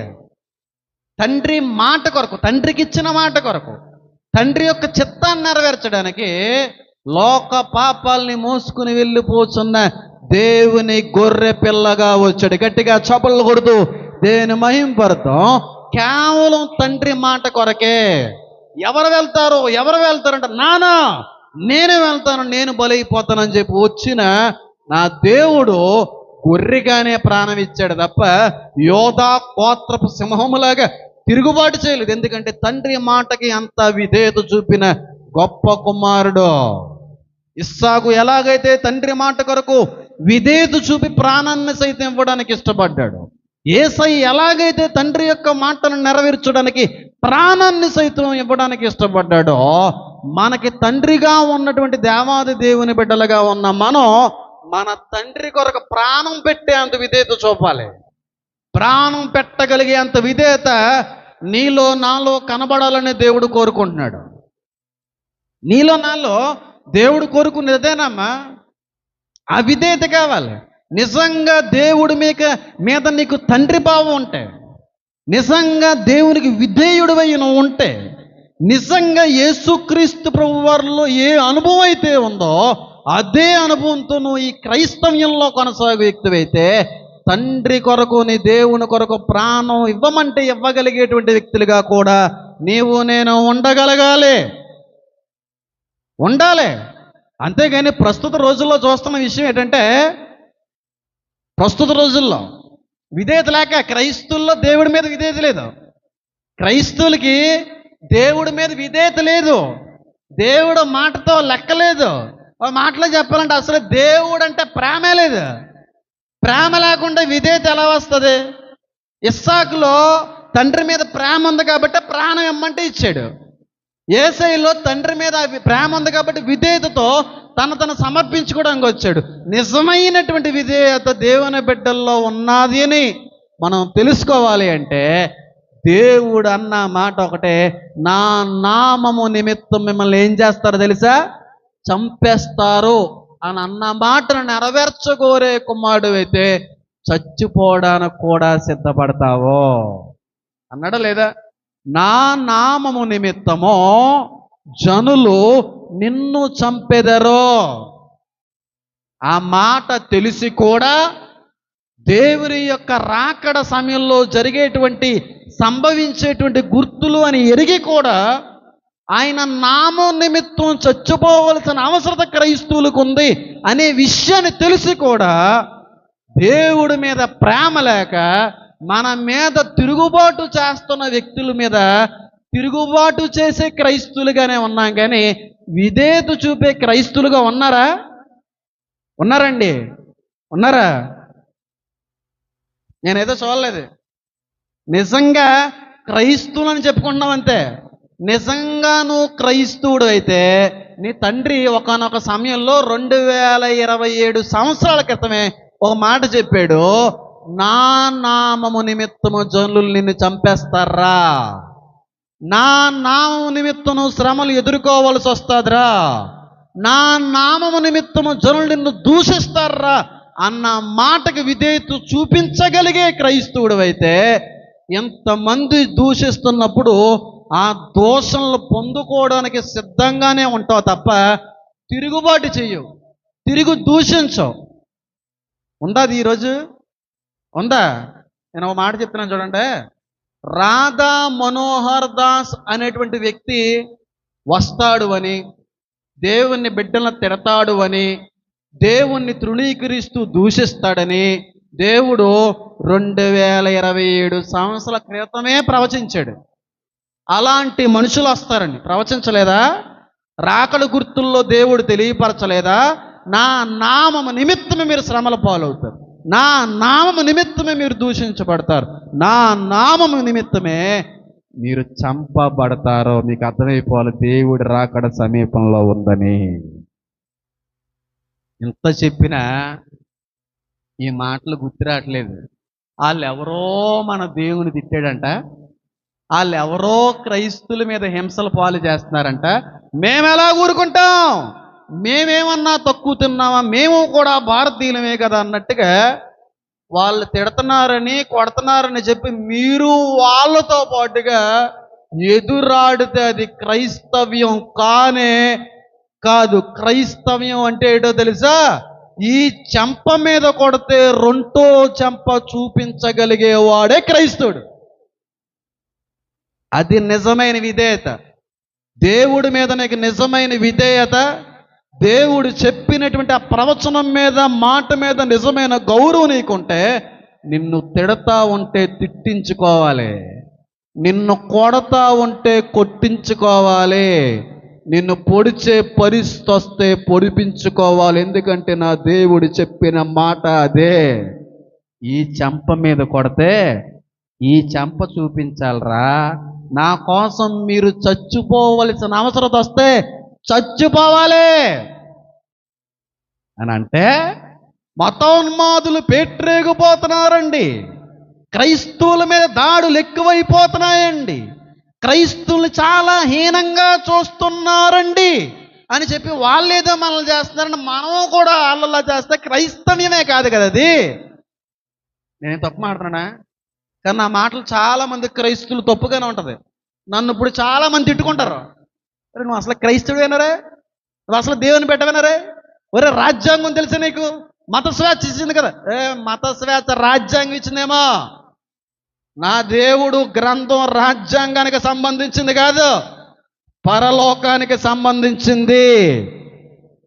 రాజ్యాంగాన్ని కాదు నేను నమ్మేది గౌరవించేదిని, రాజ్యాంగం కంటే కూడా ముందుగా వచ్చిన నా దేవుని లేఖనాన్ని ధర్మశాస్త్రాన్ని గౌరవించాలని అవసరత క్రైస్తుడిగా నాకు ఉంది. రాజ్యాంగాన్ని గౌరవిస్తాం కాదని అనట్లేదు, కానీ దేవుడే చెప్పాడు కదా అంత్యకాల రోజుల్లో మీకు శ్రమ, మిమ్మల్ని చంపే రోజులు వస్తున్నాయి, చంపేస్తారు అని అంటే మేము ఎలా ఊరుకుంటాం? మేము చూస్తూ ఊరుకోమంటారేంటండి క్రైస్తవులుగా? అంటే దేవుడి యొక్క మాట, దేవుడి యొక్క ప్రవచనము నెరవేరడానికి ఇష్టం లేదన్నమాట మీకు, అంతేనా? అంతే కదా?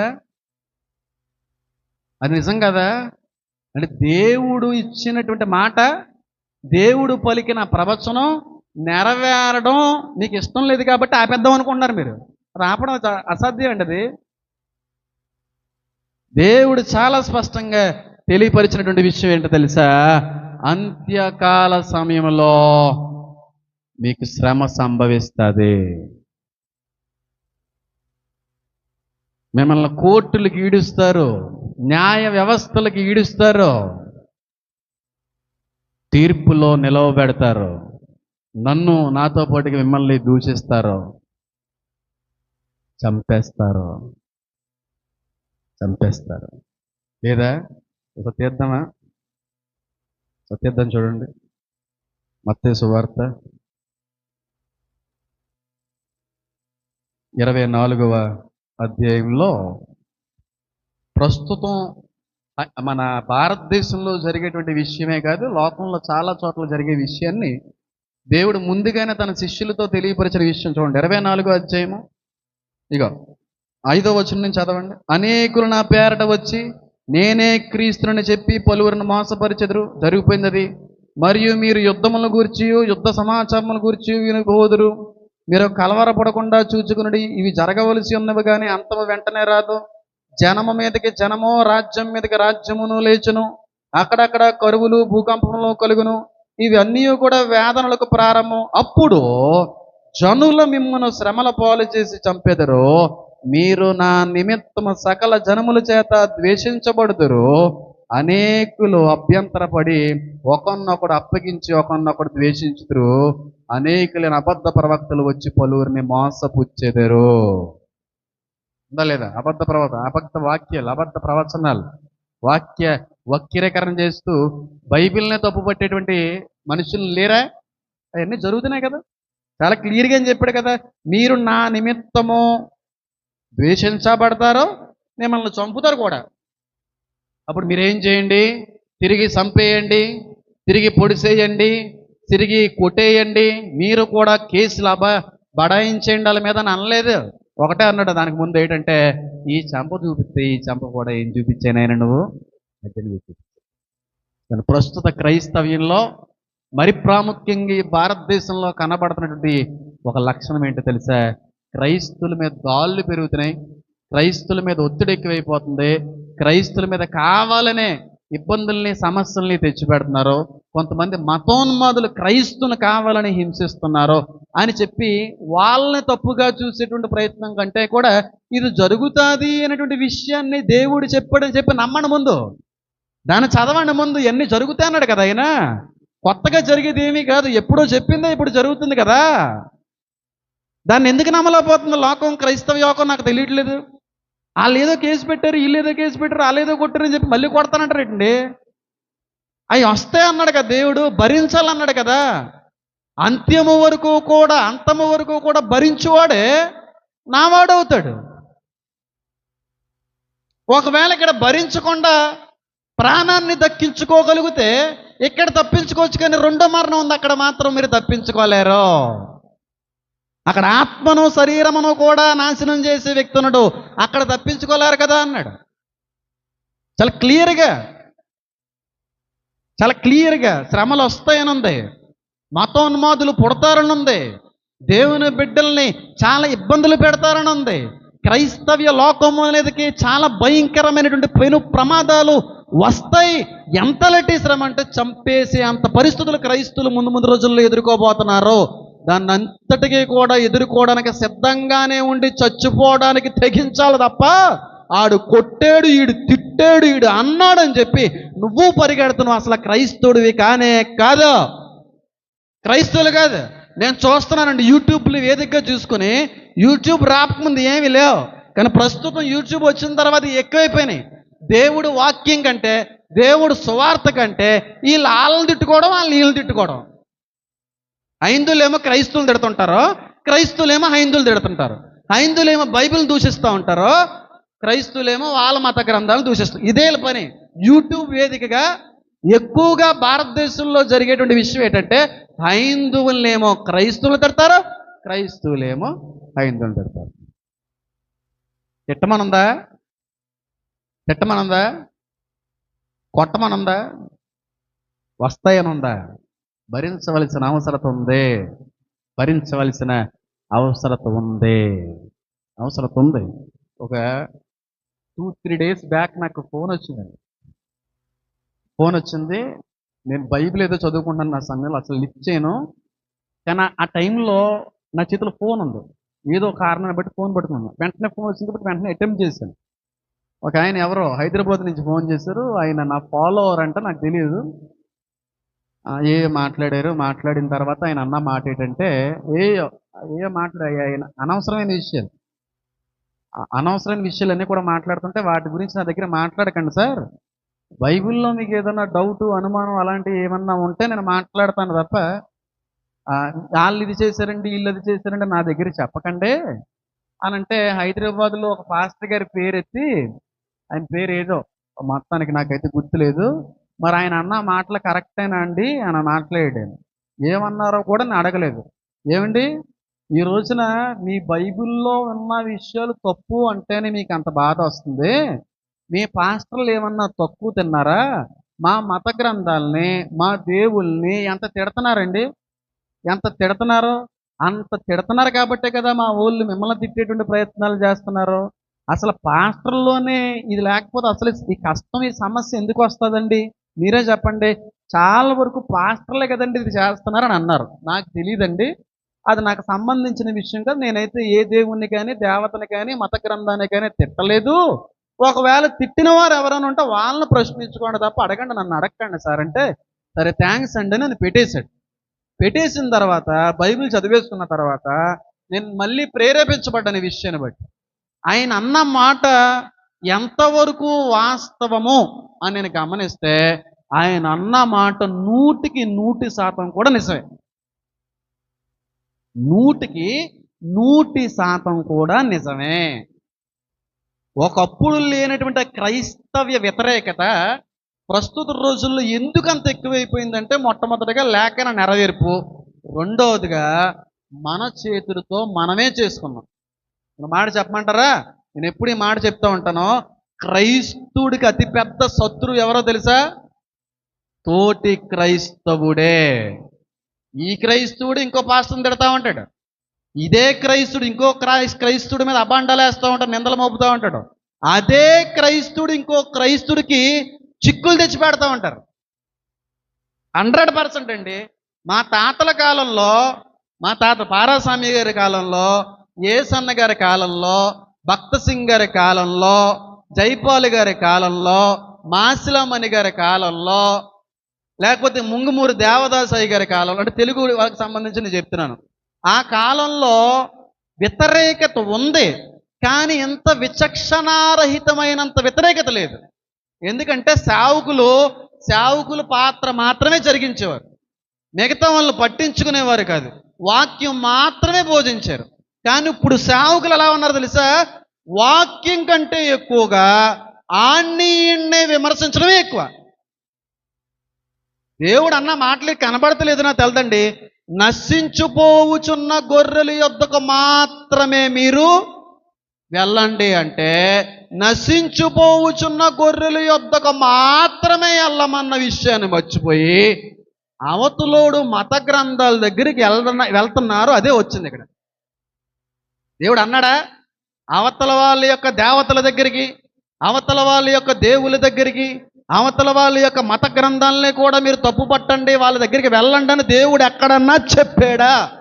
ఒక్కటే అన్నాడు, నశించుపోవుచున్న గొర్రెల యొద్దకు మాత్రమే అని కూడా ఉంటుంది అక్కడ, వెళ్ళండి.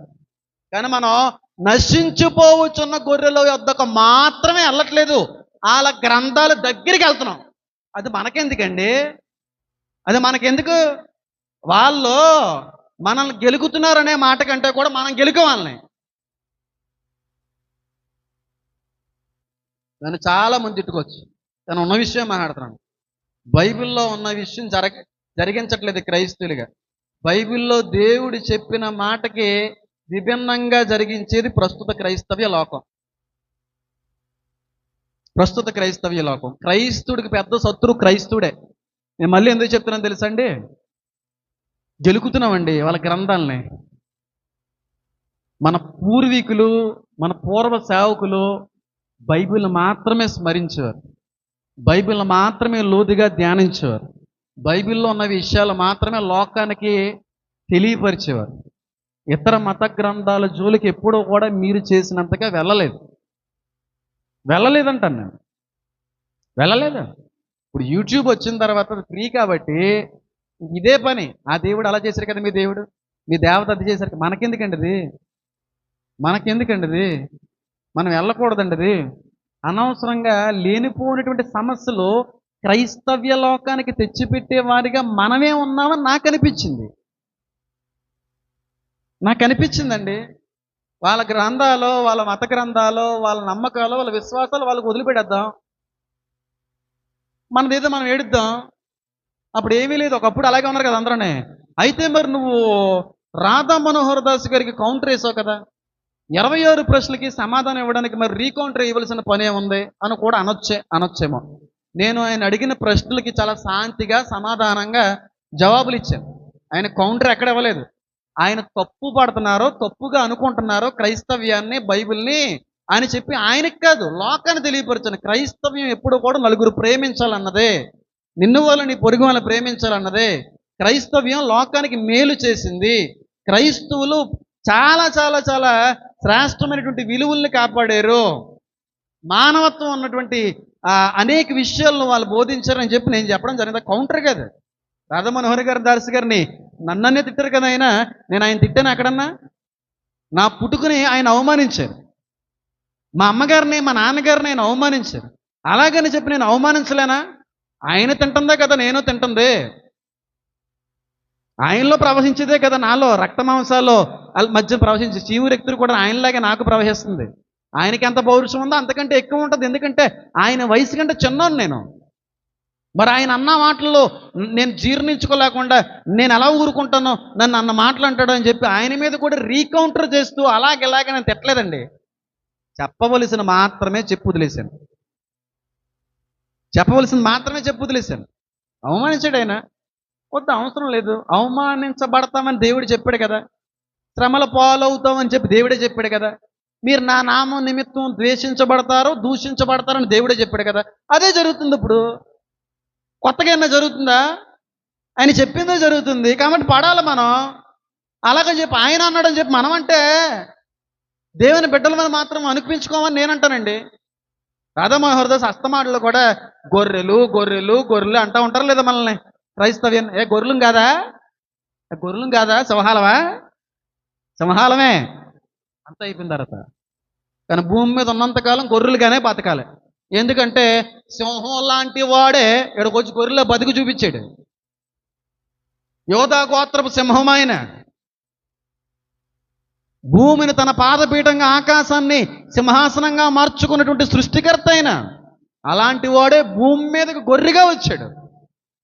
ఏమన్నా చేయగలడు ఆయన. ఆయన చంపేస్తుంటే గొర్రెలాగే చచ్చిపోయాడు తప్ప సింహంలా తిరగబడ్డాడండి ఆయన? తిరగబడ్డా? నేను ఆజ్ఞాపిస్తే 72,000 మంది దూతలు రెడీగా ఉన్నారు నాశనం చేయడానికి. అడిగాడా? రండ్రా, నన్ను సిలువుకి లాగేస్తున్నారు, నన్ను అవమానిస్తున్నారు, నా ముఖం మీద ఉమ్మేసాడు ఒకడో, నా బట్టలు ఇప్పేసాడు ఒకడో, ముళ్ళు కిరీటం పెట్టాడు ఒకడో, దుప్పని గుద్దేశాడు కోపం మీద, వచ్చేసాడు అని అన్నాడు దేవుడు. పడ్డాడు గొర్రెలాగా. ఎందుకంటే ఆయన గొర్రె స్వభావాన్ని ధరించుకొని వచ్చాడు కనుక. అదే మనకు నేర్పాడు. నా గొర్రెలు నా స్వరం వింటాయని అందా లేదా? నిజంగా ఆయన గొర్రెలం అయితే ఆయన స్వరాన్నే మనం వెంబడిస్తాం. గొర్రెలమే. మనకి ఆయన పరిమితులు ఇచ్చాడు. నిన్నేమన్నా సరే నోరు మూసుకొని కూర్చోాలన్నాడు. ఎందుకంటే ఆయన కూడా పడ్డాడు కనుక. ఆయన నిన్నన్నా సరే ఆయన కూడా పట్టించుకోలేదు కనుక. ఆయన కొట్టినా సరే కొట్టించుకున్నాడు, తిట్టినా తిట్టించుకున్నాడు, పొడిపిస్తే పొడిపించుకున్నాడు. ఆయన గొర్రెవైతే మనం పొడిపించుకోవాలి. గొర్రెలు అంటాడేంటి రాధామోహన్ దాస్? గొర్రెలవే కదండి. మన దేవుడే పిలిచాడు మన గొర్రెలని. గొర్రెలనే బతకాలి, గొర్రెల్లాగే జీవించాలి మనం. అలాగని చెప్పి వాళ్ళు తిడుతున్నారని మనం తిట్టడం ఏంటండి? ఆయన ఏదో అన్నాడని చెప్పి ఇంకో కౌంటర్ వేయడం ఏంటండి? దరిద్రం. వాళ్ళ మత గ్రంథాల జోలికి వెళ్ళడం వల్ల ఈయన కష్టాలు వచ్చినాయి. వెళ్ళకూడదు. మన పూర్వ సేవకులు వెళ్ళలేదు.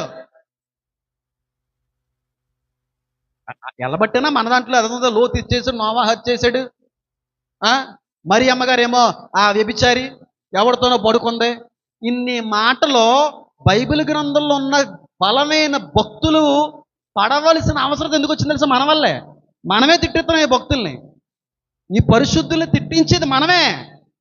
కన్యకైనటువంటి ఆ మరియమ్మని ఇంత దూషణ పాలు చేసేది మనమే. అందుకే ఆయన అంటాడు కదా, అనుదినము కూడా మన దేవుని యేసుని సిలువ వేయుచున్నది మనమే. నోవాహుని తిట్టాడు, లోతు కుమారులను తిట్టాడు, యేసయ్యని తిట్టారు, మరియమ్మని తిడుతున్నారు కాదు, మనం తిట్టిస్తున్నాం వాళ్ళని. అంత దూషణ పాలు చేసేది క్రైస్తులుగా మనమే. అదే అంటున్నాను, క్రైస్తుడికి పెద్ద శత్రువు క్రైస్తుడే. మన గొర్రెలమే పడదాం. ఎంతకాలం? ఆయన సన్నిధికి వెళ్ళేంతకాలం.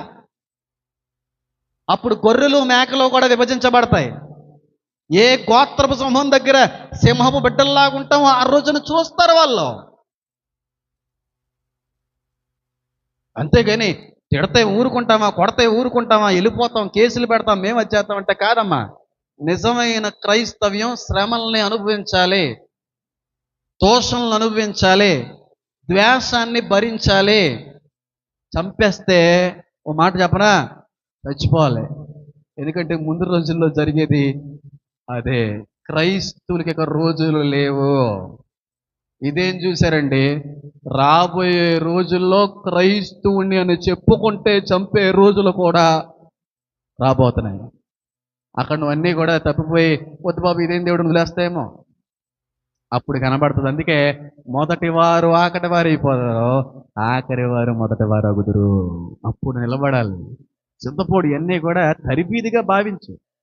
ఇంతకంటే పెద్ద శ్రమలు, ఇంతకంటే పెద్ద కష్టాలు క్రైస్తవ్యానికి ఎదురు కాబోతా ఉన్న వాటన్నింటినీ కూడా మనం ఎదుర్కోవాలంటే ఇదే శాంతితో, ఇదే సమాధానంతో, ఇదే గొర్రె స్వభావంతో మనం వాటిని ఎదుర్కోగలగాలంటే ఇదంతా కూడా తరిబీదిగా మనం ఉండాలి తప్ప ఇక్కడే మనం రెచ్చిపోయి వాళ్ళు అన్నారని తిట్టారని తిట్టేస్తే ఆ దేవుడి చిత్తాన్ని నెరవేర్చేటువంటి అనుభవం అయితే కాదు. క్రైస్తుడే శత్రువు అండి. నేను ఎందుకు అనిపించింది తెలుసు, చాలా బాధపడ్డాను. అసలు నేను ఎప్పుడూ పెట్టాలి యూట్యూబ్ ఛానల్, కానీ పెట్టలేదు. కానీ రీసెంట్గా అందరూ పెట్టమన్నారు కాబట్టి పెట్టాను. అందరికీ వెళ్ళట్లేదు వాక్యం, మంచి వాక్యం అని అన్నారు కాబట్టి. ఒక ఆయన హైదరాబాద్లో ఉంటారు, ఆయన పేరు లలిత్ కుమార్ గారు. ఆయన ఒక హైందవవాది. వాళ్ళ గ్రంథం కాపాడుకోవడానికి, వాళ్ళ గ్రంథాన్ని డిఫెండ్ చేయడానికి వాళ్ళు నిలబడరు. తప్పే ఉంది. నా గ్రంథాన్ని తప్పు పడుతున్నప్పుడు నేను డిఫెండ్ చేయడానికి నేను నిలబడ్డాం కదా. మీరు అడుకోవడం తప్పు, వాస్తవానికి ఇది పరిశుద్ధమైందని చెప్పి నేను ఎలాగైతే నిరూపించుకోవడానికి నా గ్రంథానికి నేను ఎలాగైతే డిఫెండ్ చేస్తున్నానో వాళ్ళ గ్రంథాలను డిఫెండ్ చేయడానికి కొంతమంది ఉన్నారు. సుగుణ కరుణాకర్ గారు, లలిత్ కుమార్ గారు, ఇలా చాలామంది ఉన్నారు. ఆ లలిత్ కుమార్ గారు ఒకప్పుడు ఒక ఇంటర్వ్యూలో ఒక మాట చెప్పారు. ఏమంటే క్రైస్తవ్యాన్ని మన దేశంలోకి స్వాగతించిన పుణ్యానికి పోతే ఈరోజు మనకు ఉరితోళ్ళలాగా అయిందండి క్రైస్తవ్యం. కానీ చాలామంది క్రైస్తవులు మంచోళ్ళని, యేసు నిన్ను వలే పొరుగు వాళ్ళని ప్రేమించమన్నాడని, చాలా మంచి గ్రంథం అని అనుకుంటారు. కానీ నీకు తెలియని విషయం ఏంటో తెలుసా అని చెప్పి, ఏమన్నా తెలుసా, ఎవరైనా మరొక దేవుణ్ణి దేవతని ఆరాధిద్దామని రమ్మంటే వాళ్ళని రాళ్ళుతో కొట్టి చంపేయమన్నాడు ఈ బైబిల్ దేవుడు అని అన్నాడు. పాత నిబంధన సంబంధించిన విషయం అదంతా కూడా. మొలక్ దేవునికి బిడ్డలను అర్పిస్తున్నారని దేవుడు ఉపయోగిస్తారు. చెప్పాను ఆల్రెడీ. అది అర్పిస్తున్నారని చెప్పి నేను ఒక వీడియో చేశాను. ఏ వీడియో అమ్మా, భారతీయ హైందువులారా, భారతీయ ఇతర మతస్థులారా, బైబిల్ దేవుడు ఈ దేవుల్లోకి వెళ్తారు, ఈ దేవుల్లోకి రమ్మంటే రాళ్ళు రువి చంపమన్నది ఎందుకో తెలుసా? అప్పుడు మొలక్ అనేటువంటి దేవుడు ఉండేవాడు.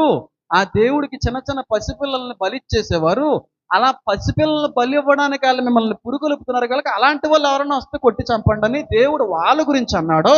మన భారతదేశానికి సంబంధించిన ఏ దేవుడి గురించి కానీ దేవత గురించి కానీ మాట్లాడలేదమ్మా అని చెప్పి అర్థమయ్యే రీతిలో నేను వీడియో చేస్తే ఒక క్రైస్తుడు కామెంట్ చేశాడు, నువ్వు అలా సమర్థించవలసిన అవసరం ఏమీ లేదు. ఆ దేవుళ్ళు దేవతల కోసం దేవుడు ఏదో మాట్లాడాడో అది ఇప్పుడు దేవులు కూడా వర్తిస్తుందని పెట్టాడు. అంటే నేను పడిన ఎంత కష్టం కూడా వ్యర్థమే. ఆయన పెట్టిన కామెంట్కి 50 మంది లైక్ చేశారు, క్రైస్తువులే. అది నిజం కాదురా, అది నిజం కాదురా అని నేను నిరూపిద్దాం అనుకుంటుంటే ఇంకో క్రైస్తుడేసి ఆరిపోతున్న మంటను మళ్ళీ ఏం చేస్తున్నాడు, తలటోళ్ళు ఉన్నారు. మంటను ఆర్పండి, సమాధాన పరచువారు ధన్యులు. ఎందుకంటే మన దేవుడు సమాధానకర్త, అల్లరికి కర్త కాదు. క్రైస్తుడికి ఎప్పుడు క్రైస్తుడే రెండు శత్రువు.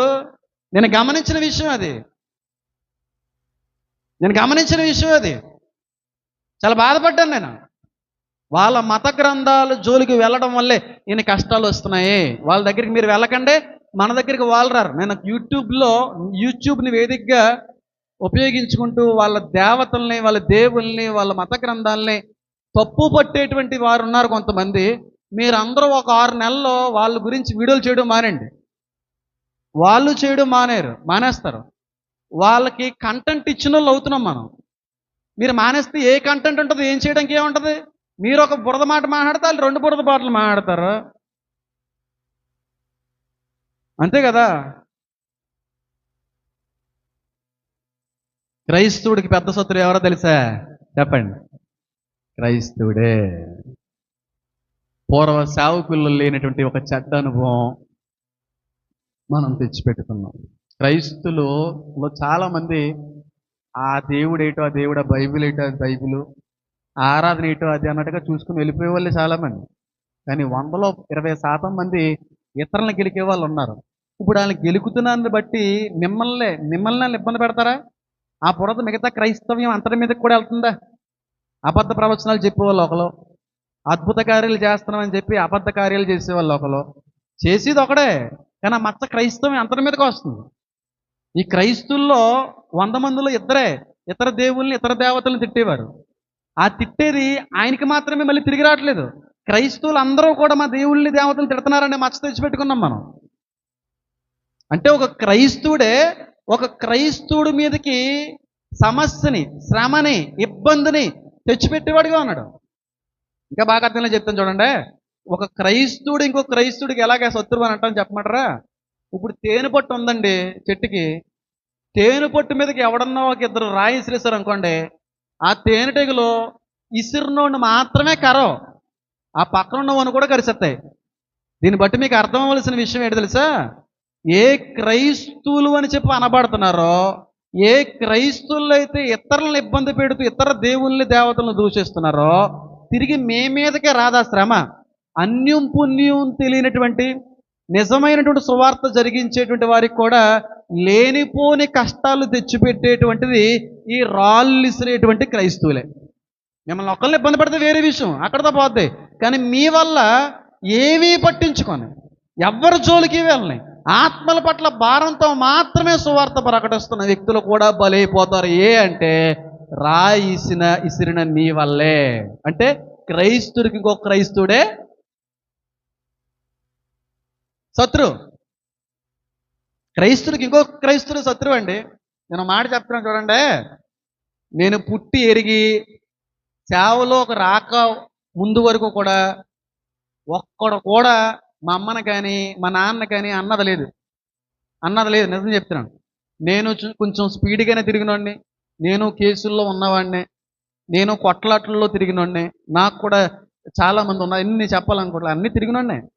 అంతమంది శత్రువులు, అంతమంది గొడవలు ఉన్నప్పుడు కూడా ఏ ఒక్కడో కూడా మా అమ్మని తిట్టిన రోజు లేదు. మీ అమ్మ ఆ కొడక ఇలాగేమని. కానీ దేవుళ్ళకి వచ్చిన తర్వాత బోలు మంది తిడుతున్నారు నా వల్ల మా అమ్మనే. అప్పుడు అనుకోండి, మమ్మనే అంటావరా అని చెప్పి కాలేజీ ఇరగదీసే రోజులు ఆ రోజులు. కానీ దేవుళ్ళలోకి వచ్చిన తర్వాత పడాలా? మా అమ్మని అంటున్నారు యూట్యూబ్ వేదికగా, ఇన్స్టాగ్రామ్ వేదికగా. కమెంట్స్ ఎంత పచ్చిగా పెడతారో తెలుసా? కొన్నిసార్లు కళ్ళంటే నీళ్ళు కూడా వస్తాయి. నేను రియాక్ట్ అవుతున్నానా?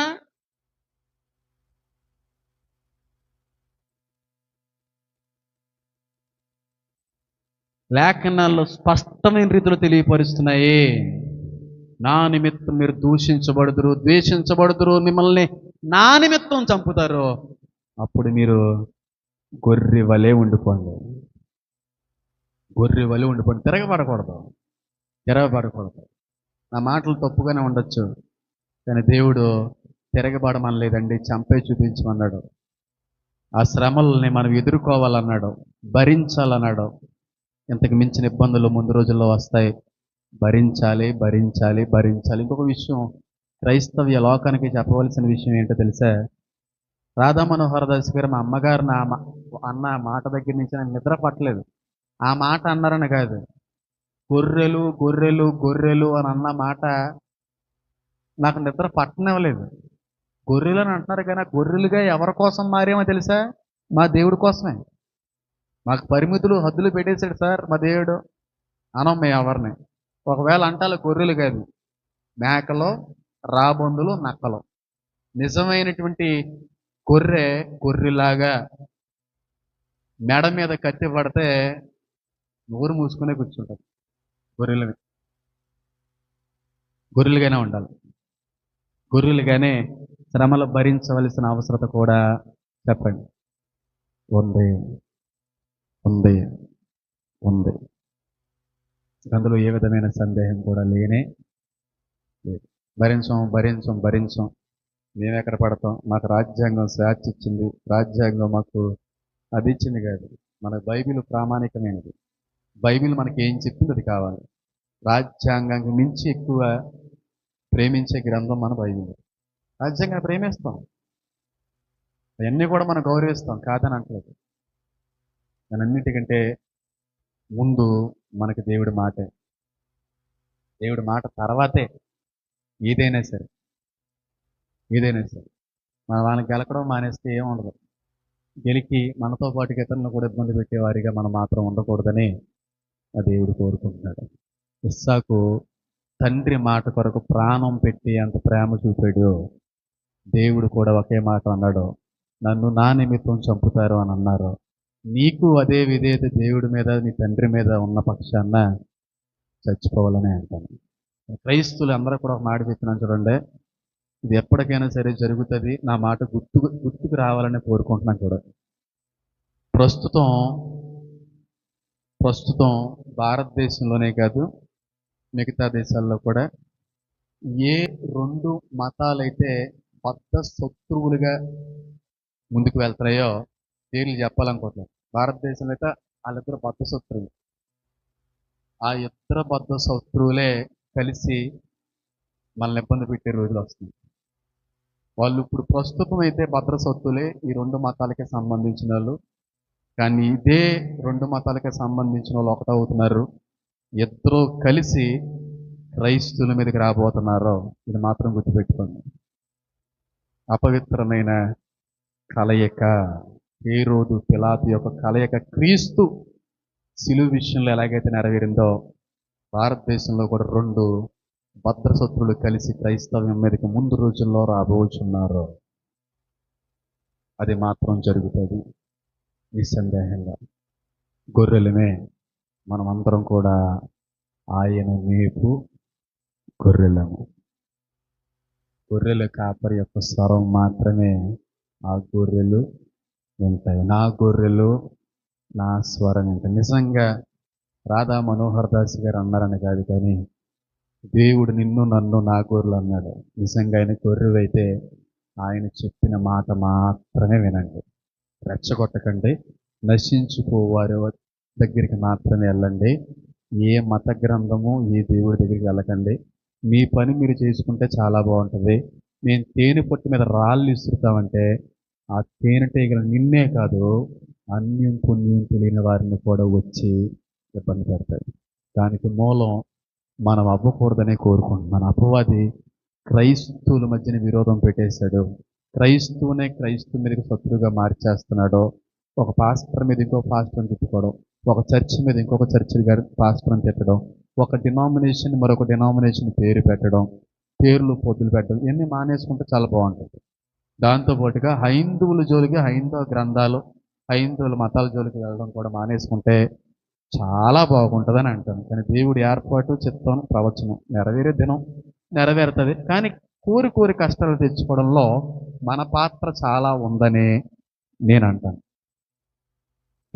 వెళ్ళకండి, ఏ చోటుకి వెళ్ళకండి, చక్కగా మన పని మనం తీసుకుందాం, దేవుని మహింపడదాం, దేవుని యొక్క రాకడ కొరకు మనం అందరం కూడా సిద్ధపడదాం. కానీ రాధా మనోహర్ దాస్ గారికి మాత్రం ఒక మాట అయితే, మిమ్మల్ని ప్రేమించేటువంటి కొడుకుగా, కుమారుడిగా మాత్రం చెప్తున్నాను.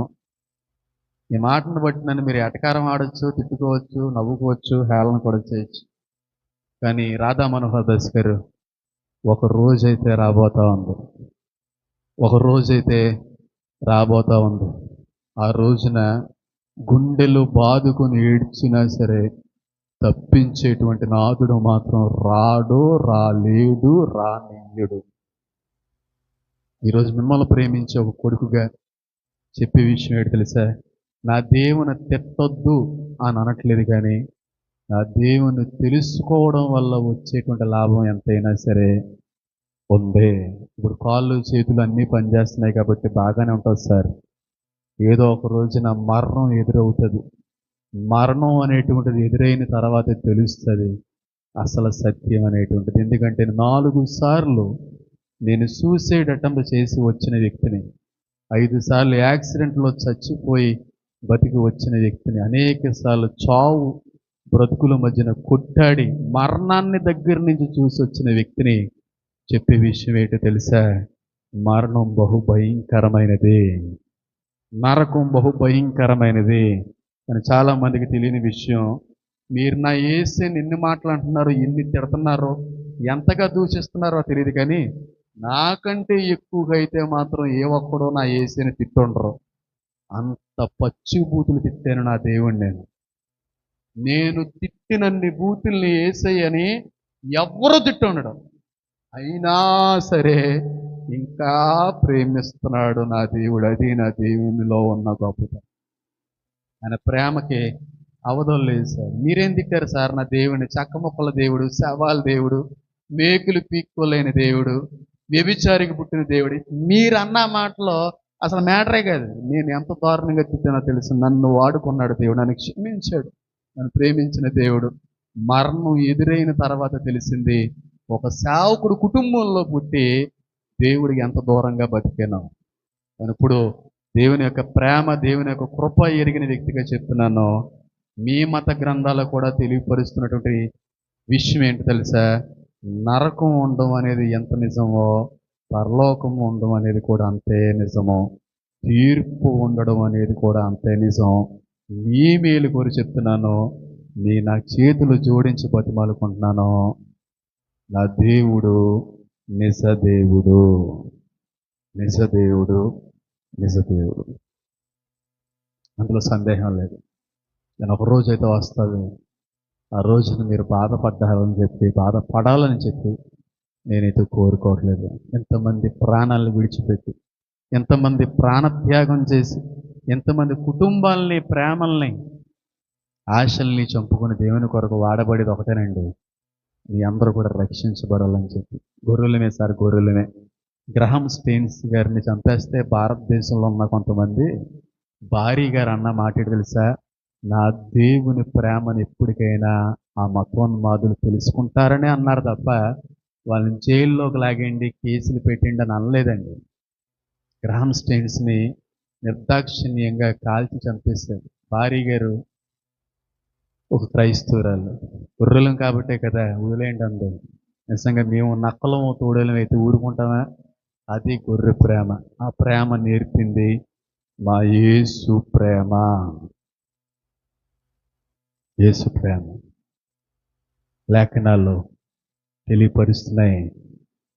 దేవుడి మీద విధేయత, దేవుడి మాట మీద నిజమైన గౌరవం ఉన్న వ్యక్తులైతే, ఇస్సాకు ఎలాగైతే తండ్రి మాట కొరకు ప్రాణం ఇవ్వడానికి సైతం సిద్ధపడ్డాడో, పరలోక తండ్రి మాట మీద అదే గౌరవం ఉంటే క్రైస్తవుడే చచ్చిపోవడానికి సిద్ధపడు, చచ్చిపోవడానికి సిద్ధపడండి. అంతకు మించిన సమస్యలు, కష్టాలు, శ్రమలు క్రైస్తవ లోకం ఇంకెన్నో ఎన్నో ఎన్నో అనుభవించక తప్పదు. గొర్రెలుగానే దేవుని తెలుసుకుందాం, గొర్రెలుగా మారాం, గొర్రెలుగానే చచ్చిపోదాం. గొర్రె కాస్తే తోడేలేయి తిరుగుబాటు చేసి చచ్చిపోతుంది. ఎంత మాత్రమో కూడా దేవునికి మహిమ కానే కాదు. అందరికి కూడా వందనాలు. కళ్ళు మూసుకోండి, ప్రార్థన చేసుకుందాం. అదే